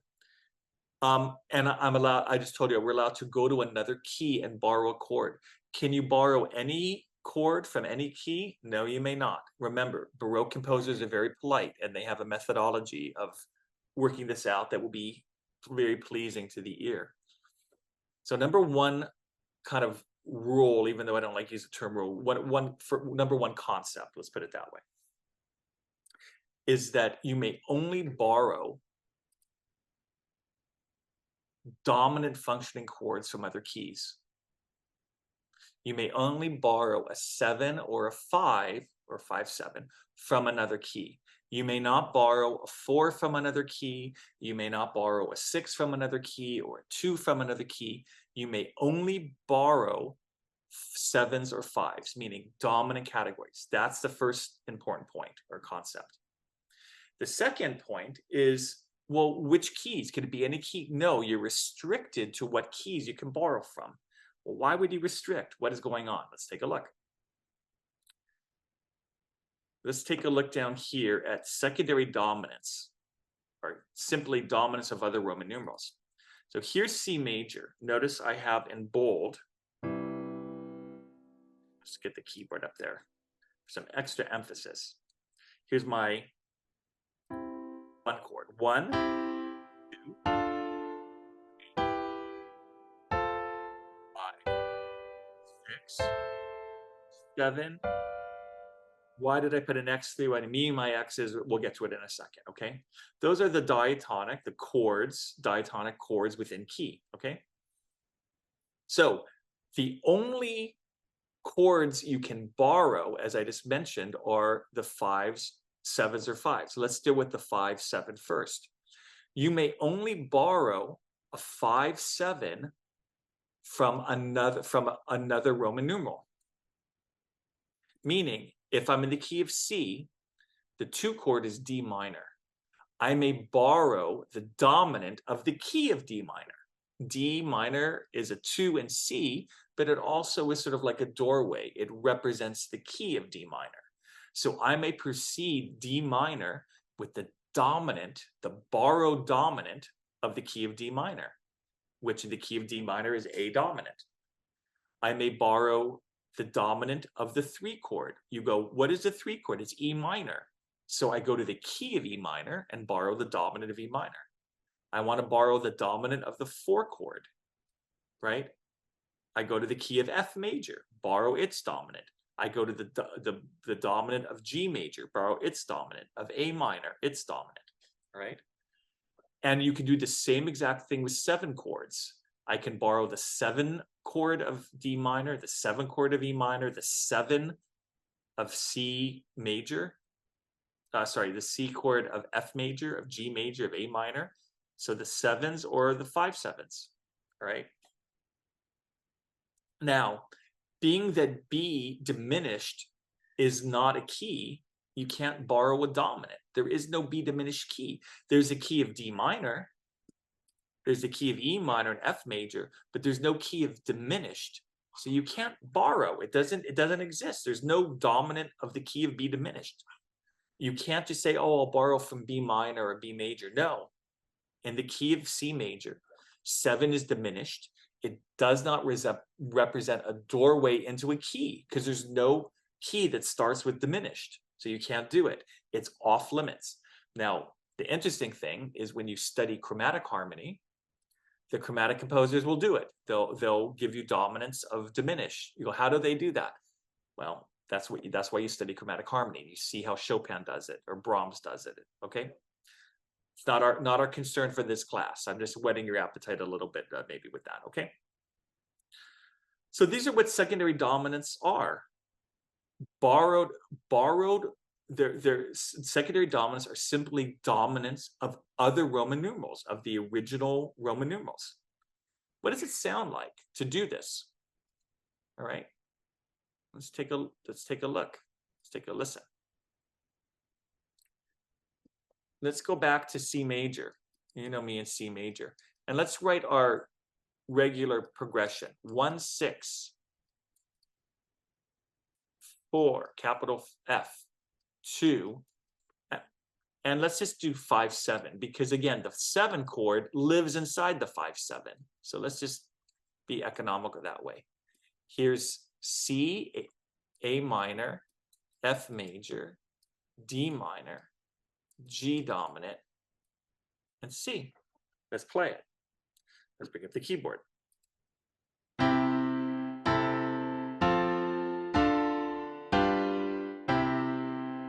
All is good. Now let's add a secondary dominant before one of the Roman numerals. Let's add one before the 2 chord. I'll just do it in a random order.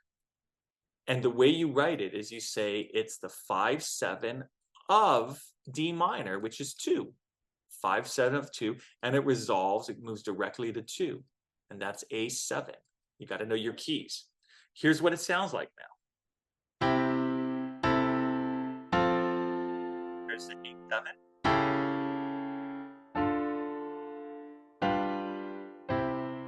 Wow, that really created some interest, right? The ears perked up. What happened there, right? Let's add another one. Let's add one before the 6 chord. And that's E7. Listen what happens now. 1, 5 of 6 to 6. 4, 5 of 2. 7, 1. Yeah, really interesting. Let's add one before the 4 chord. Little by little, we're decorating this. That's C dominant. Let's play it. I won't talk, I won't dictate it. I'm just advance. Every chord will be in order, right?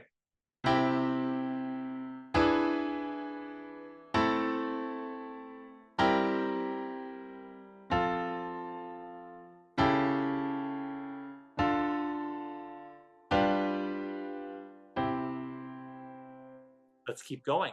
Let's add one before 5, which is D7. And now we have everything all decorated with secondary dominants.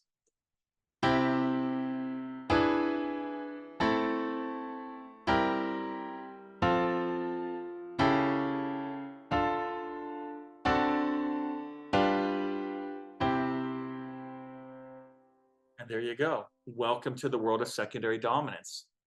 And you can do the same exact thing with the full diminish. So let's do the same progression.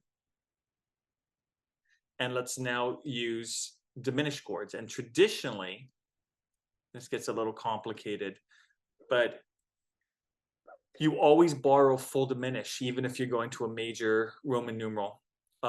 They like the sound of the full diminish. Full diminish only lives in minor. Half diminish lives in major.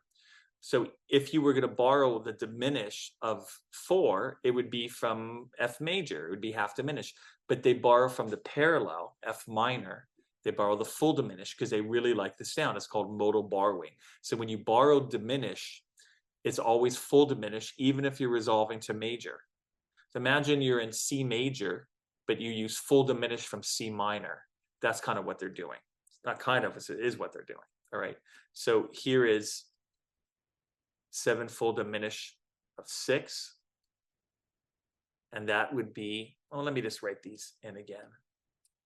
You have C and A and F and D, just so it's a little bit more clear. All right, so this is G sharp, full diminish 7. This is going to be full diminish of 4. And again, if I were really diatonic, it would be half diminished, but I'm borrowing from F minor. We're always borrowing from the minor version of the chord, all right? So this is going to be E full diminish. Then we have 7 full diminish of 2, which is C sharp, full diminish. And we have full diminish of 5, which is F sharp, full diminish. Let's see what it sounds like. Here's G sharp, full diminish. E full diminish. Sharp full diminish. Sharp full diminish.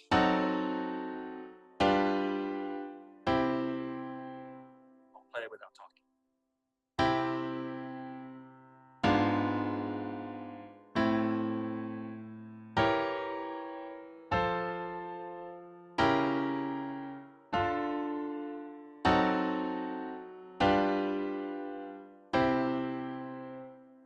And ultimately, you mix. Sometimes you'll have a secondary dominant. Sometimes you'll have a full diminish. And so if we do that, let's erase some of these now. Let's put a dominant here, and maybe we'll put a dominant here. That we have 2 of each. And this is exactly what you see in music a lot. You see a mixture of borrowed full diminish and just regular dominants. I did that wrong. I can't talk and write at the same time, apparently. All right, let's do that again. This is going to be E dominant. And we'll do the 5/7 of 2 here. And we'll do the A dominant. So now I have the mixture. Some are 5/7, some are 7 full diminished 7.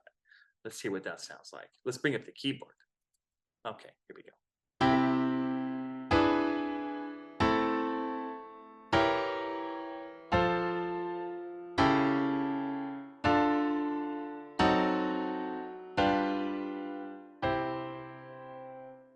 really makes it very, very exciting. And the same thing works exactly in minor.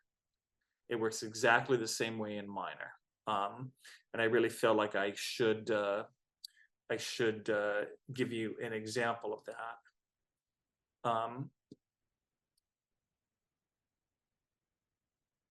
Let's do it. Let's do it. I don't want this video to be forever long, but this is an opportunity. If you've studied this before, maybe it's a good refresher. If it's new to you, it's going to be really, really important information to unlocking the study of this incredible music that we're going to be looking at. Let's go to C minor. I'm going to C minor. All right, so I have minor 1, capital 6, minor 4, 2 diminished, 5, 7, and minor 1. So we have C minor, A flat major, F minor, D diminished, G dominant, and C minor. Let's just put a big line through there. All right. Now I'm going to also play around with this. Let's do the full diminish here. The full diminish of A flat is G.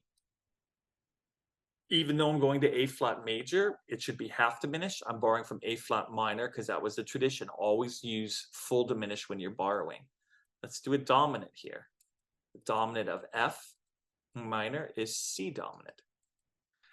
I can't put 1 in front of 2 because remember, just like in major, anything diminished doesn't have a dominant. You can't do a dominant of a diminished.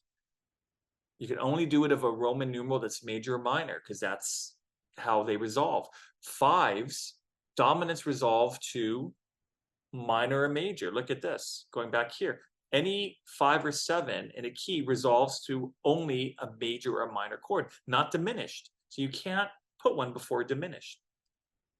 Let's put full diminish here. And let's do the F sharp. All right, let's hear what it sounds like. We're in minor. Let me just play the black notes first so you hear the diatonic. C, A flat, F, D, etc.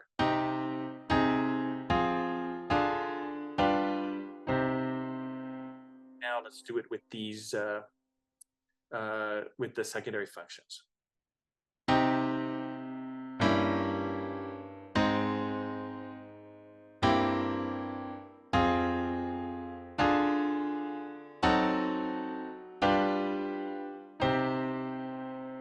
Wow, look how exciting. And these are just chord progressions. I'm not even really making music out of it, but you could hear how exciting this is. And this is what composers exactly got excited by using secondary functions. Borrowing chords from out of key can really make the music sound much more exciting. These are all over the place in music from the classical period, Baroque and classical period and beyond. So we have our functional progressions. We're decorating them with only the dominants, 7s or 5s of the Roman numerals, of the Roman numeral keys. All right. All right. Now, our last big topic for this review is about modulation. How to move from key to key. We're going to be dealing with modulation and counterpoint.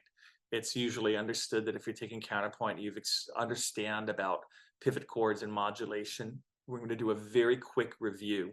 And by the way, let me also say there's a lot that I'm skipping, that I'm not addressing, just it's beyond the scope of what I can do here. But there are all sorts of chords that are non-functional, called linear chords, that decorate Baroque music. So there are things that we're not covering. I just wanted to make you aware of that. This isn't the only thing that goes on, but this is certainly one of the most important foundational concepts of the things that I'm sharing with you today. So it's still a lot, okay? Okay, modulation. Modulation means when you move to a new key, when you hear a new tonic. I'm in C major, I start in C major, but somehow in the middle of the piece, I hear G. The G of the scale now is the new center. How does that happen? Okay, so let's take a look. There are 2 types of modulation in music. One is called regional and one is called true. Regional is what we just did with the secondary dominants. I took a diatonic progression, 1, 6, 4, 2, 5, 1. And notice I made a little arc here. This arc represents like it's a phrase of music, okay? And I can decorate that phrase with the secondary functions, just like I did. 1, 5, a 6, 6. 5, a 4, 4.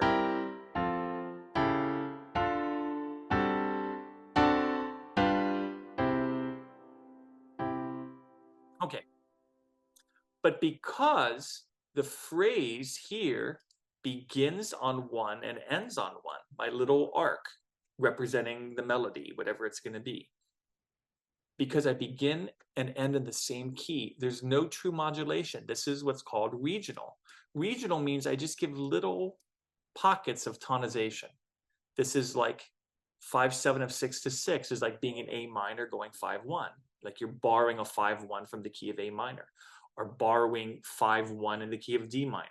It's regional. I'm not staying there. It's like a little pocket. I didn't really modulate because the phrase began and ended in the same key. However, by emphasizing a Roman numeral, I can actually get you to hear a new key.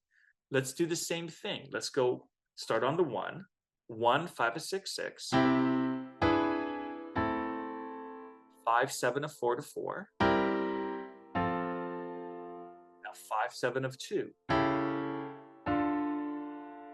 Rather than move on, I go, I really like that. Let's do it again. 5, 7 of 2 to 2. Let's do it again.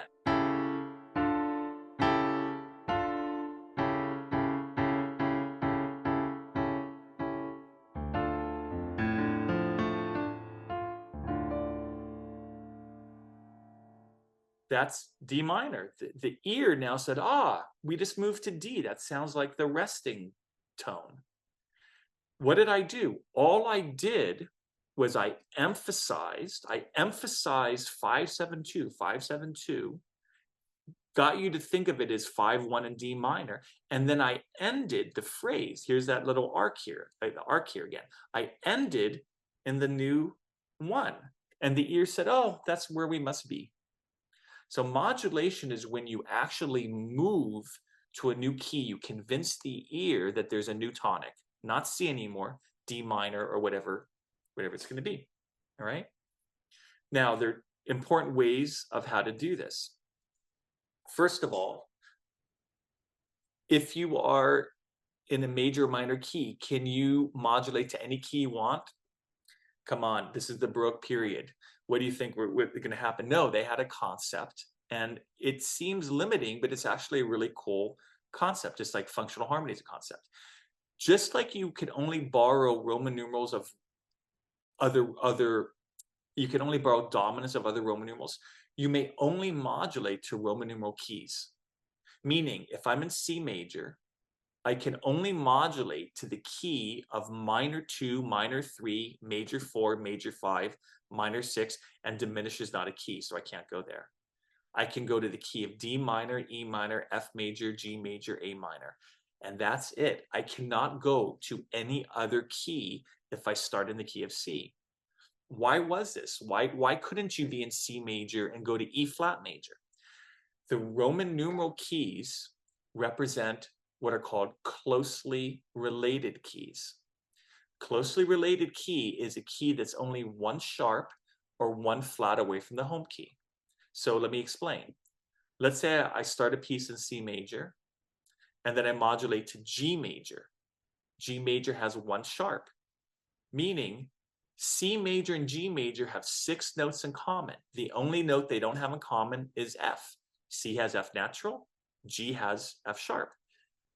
That was a smooth modulation. When you have 6 of the 7 notes the same, it's very smooth, just like the downward root progressions have a lot in common. The modulations in the Baroque period had a lot in common. They put value in that. It's not just an abstract rule. Let's say I'm in C major and I want to go to the key of F major. F major has 1 flat, B flat. So all the notes are the same between C and F except for the Bs. D minor also has 1 flat, E has 1 sharp, and A minor, natural minor, has exactly the same amount of sharps and flats, which are 0. So the Roman numerals are closely related, meaning they're 1 sharp or 1 flat away from the home key, meaning they have a lot in common. And this systematically works for every single key. No matter what key you're in, the Roman numerals, you could be in the key of B major. All the Roman numerals of B major are keys you can modulate to that will be 1 sharp or 1 flat away from the home key. Okay, and same thing with minor. That's it. Those are where you that's where you can modulate to. Okay. And how do we modulate? We use something called pivot chords. For this, I'm going to show you this. This is our last kind of big topic. A little bit more to do, but not much. Okay. Pivot chords are the way one modulates. So what is a pivot chord? And we're going to be using these in counterpoint for sure. Pivot chords are chords that are shared by different keys. Pivot chords are used to create smooth modulation. Let's compare the key of C major, that's our tonic, and let's say we want to go to the dominant key, which is the key of G, right? The 5 chord is G, and it represents the key of G major, right? What I'm showing you is all the chords that are similar between the two keys. In the key of C major is a 1, but in the key of G, C major is a 4 chord. Same exact chord, but different function. E minor is a 3 in C, and it's a 6 here. G major is a 5 here and a 1 here. A minor is a 6 here, and it's a 2 here. What about 2? Well, look at 2. 2 has an F in it, DFA. G major has D, F sharp A, right? So they can't, they're not similar. They're not shared chords.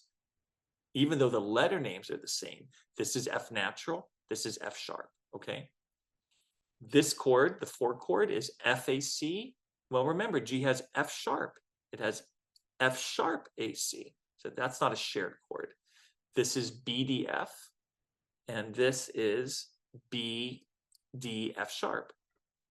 So pivot chords are chords that are an exact match, note for note.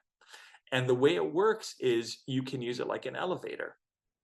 So I like to do this. Hopefully you can see the little arrow moving around. I'm going to start in C major, and I'm going to play a little progression. 1, bring up the keyboard. 1, 4, 5, 1. Cycle. Let's do it again.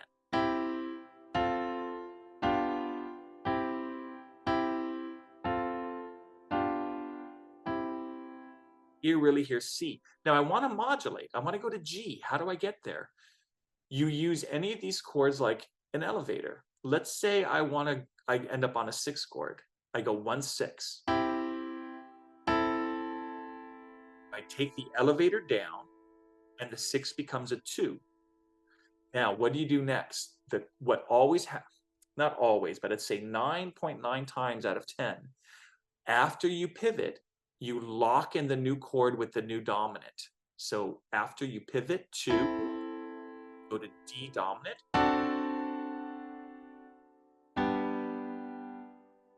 I just got to C. I just went from C to G. I used this similar chord, took the elevator down, followed it with the dominant. So once I hear F sharp and the dominant, I don't hear F natural anymore. I kind of erase C major, and then I resolve. Listen again. 1, 6. Comes 2. And you can pivot on anything that's a pivot chord. I can pivot on the 1 chord. Watch this. I go 1, 4, 5, 1. 1 becomes a 4. Follow it with a 5. It's so fast you don't even realize it happened. Pivot chords are exact matches, and you use them like elevators to go between keys. Let's look at C minor. Let's say I'm on the C minor, here's C minor, and I want to go to the key of what's called the relative major, which is 3. Not so it's the 3 region, E flat major. They're relative. They share the same key signature. C minor and E flat major both have 3 flats. So let me start in C minor, and I'll play a little 1-4-5-1.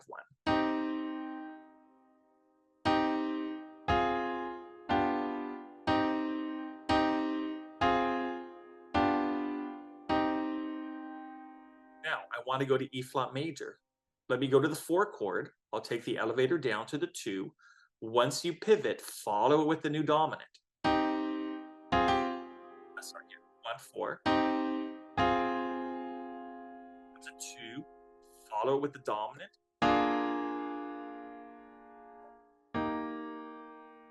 That's it. You just slid into the new key.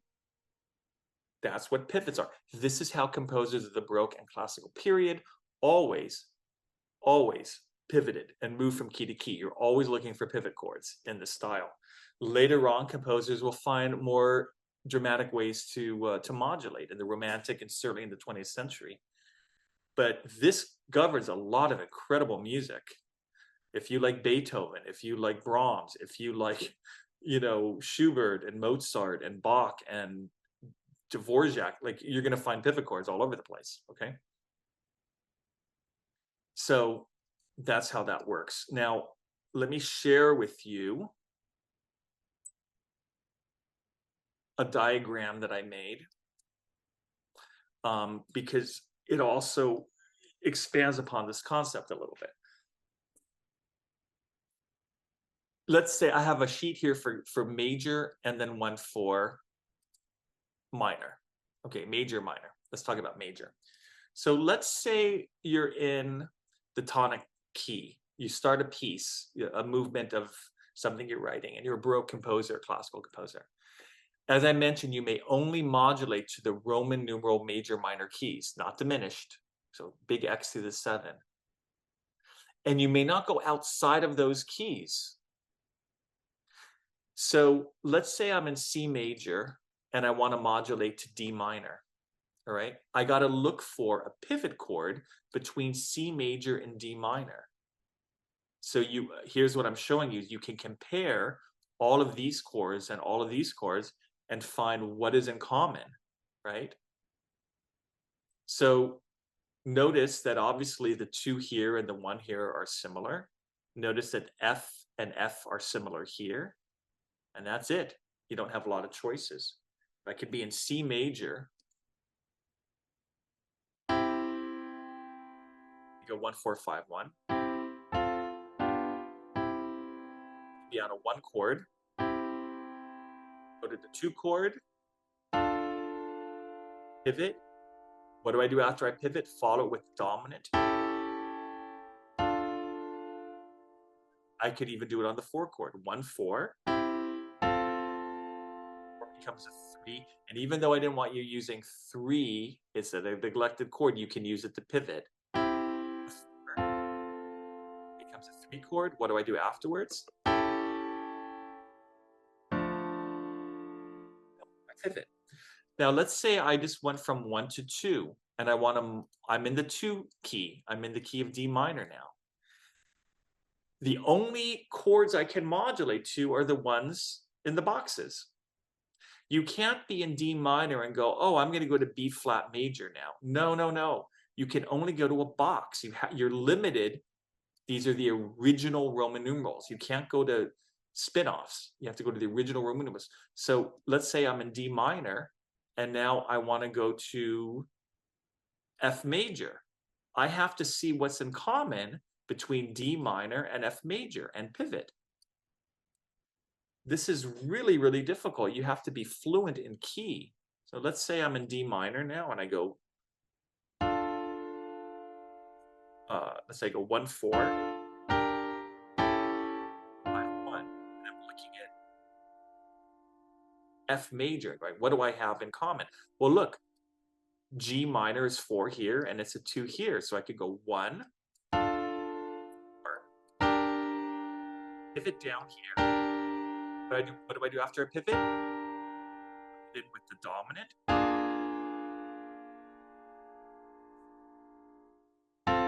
I did this wrong. I played it wrong. Let me do it again. 1,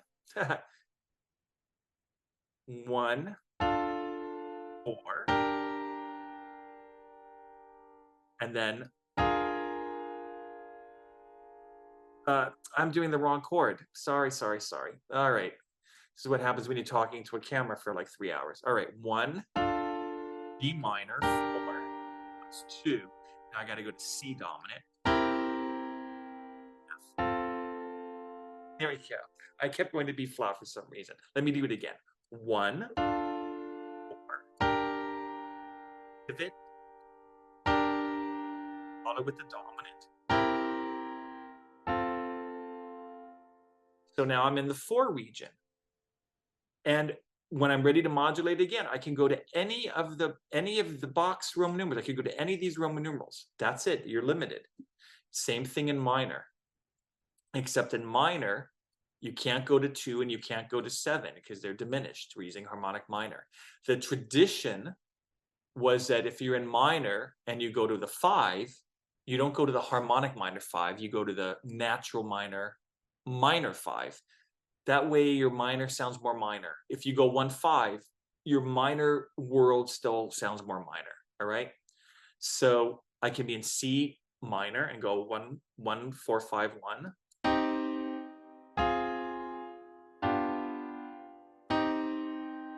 Let's say I want to go to the key of G minor. I want to go to the minor 5. So I'm looking what's in common between these and these. Well, I can pivot on the 1 chord. The C chord is a 1 chord there and there's a 4 chord there. So watch this. I go 1.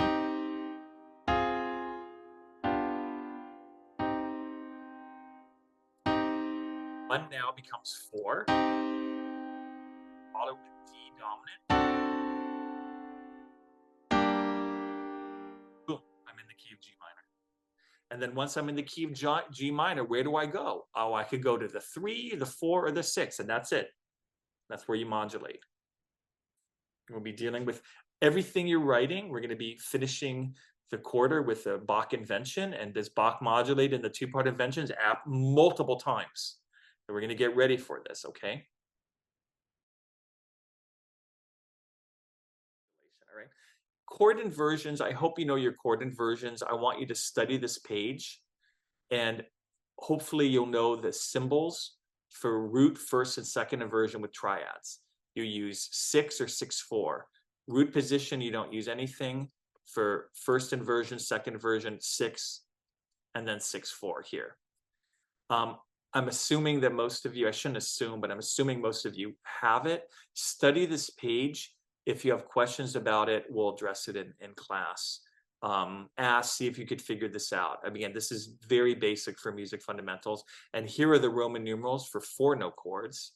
A root position 4-note chord, you use 7. First inversion, you use 6-5. A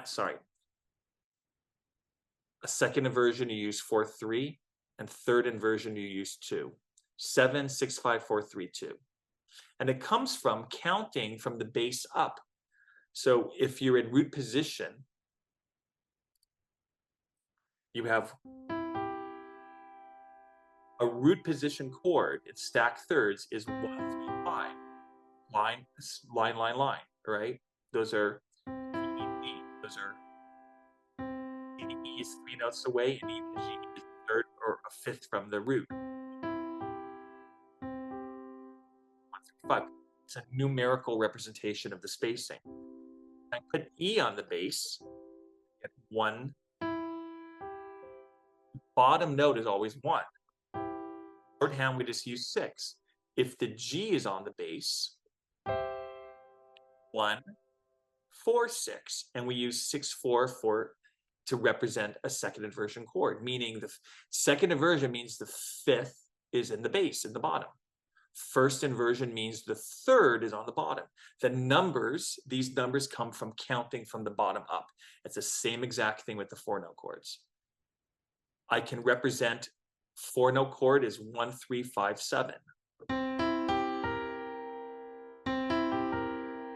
put it in an inversion, and then E, the third is in the bass, I now get 1, 3, 5, 6. Or if the G is in the bass, I get 1, 3, 4, this is, sorry, 1, 3, 5, 6, 1, 3, 4, 6. If the B flat's in the bass, I get 1, 2, 4, 6. For shorthand, we just do it like this: 1, 6, 5, 7, 6, 5, 4, 3, 2. Root, first, second, third inversion. All right.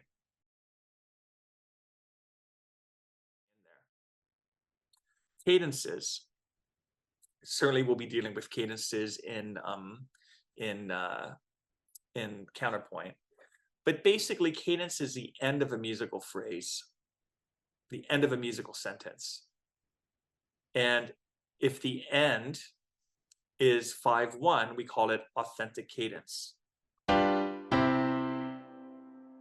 sounds like a period in music, like in grammar. 5-1,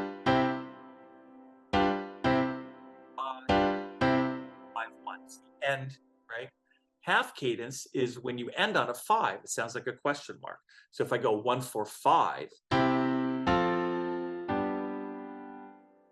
are you there? Doesn't feel complete. It's half cadence. Deceptive is when I'm on a 5, and rather than go to the tonic 1, I go to the other tonic chord 6. So I go 1, 5, oh, sorry, 1, 4, 5. I'm going to go 5, 1, 5, 6. It's like, however,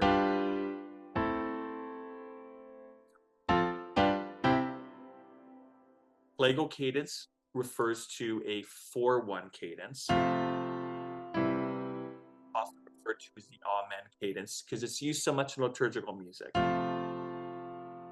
You may say, wait a minute, 4-1 is regressive. 4 should go to 5. This is an exception. It's a decoration. There's a reason for it. We don't have time to get into it though, but it's accepted, okay? Okay.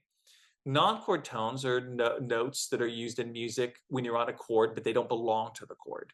They're literally what they say. They're non-chord tones. They don't belong to the chords, okay?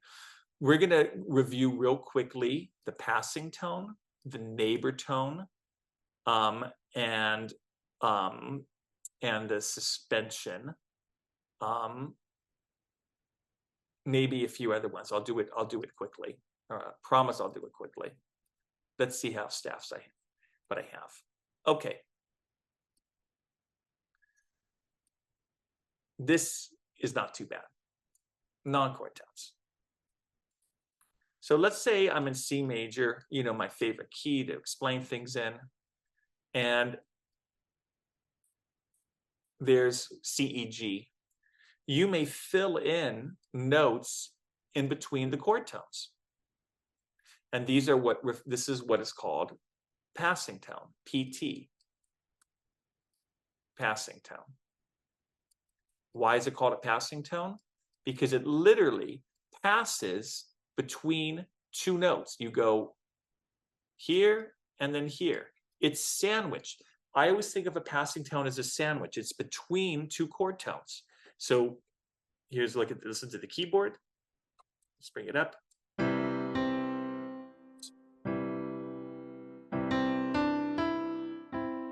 Notice that is it the C and the and it may go up or down. E and go down. It has to be approached and left by step. You step into it, you step out of it. It must be a sandwich, all right?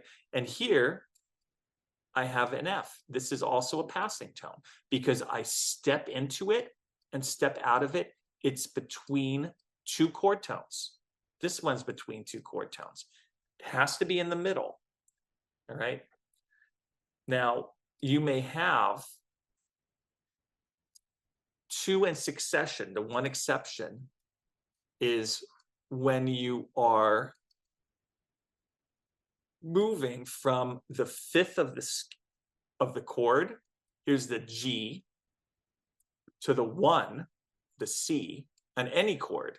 The fifth to the tonic, you have the opportunity to do two. This was deemed acceptable. So it's called two in a row. They're both passing tones. So I didn't make the rules. That's what you can do. But look here.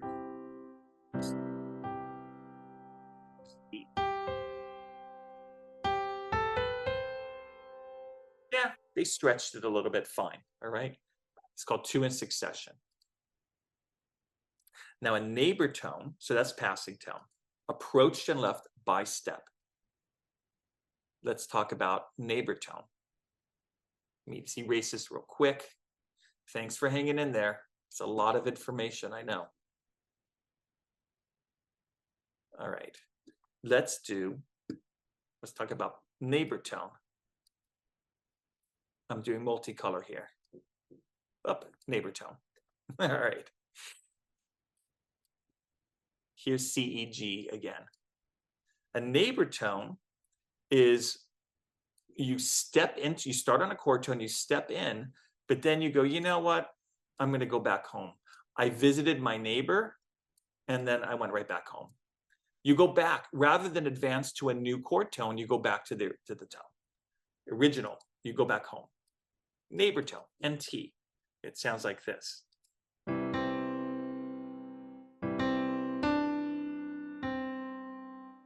You could also go lower. You could have a lower one. You could go lower neighbor tone, CBC.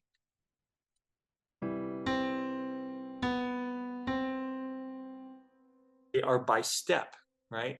So this can go like this. Oh, I want the black one here and here, right? So these are neighbor tones. The blue notes are neighbor tones. They step up or down, but then go back to the same note. We have this. E. Here's this one here. E, F, E. G, A, G. This one over here.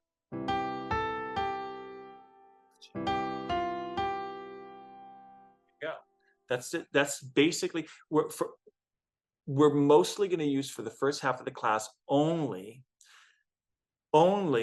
neighbor tones and passing tones, and then we're going to be adding more complicated ones. So what I think I might do, so you're not overwhelmed, is maybe just hold off on suspension right now on arpeggiatura and escape tone. We'll pick those up halfway through the quarter, and we'll go over suspension. I have a feeling if I introduce it, it's just going to be a little bit too confusing.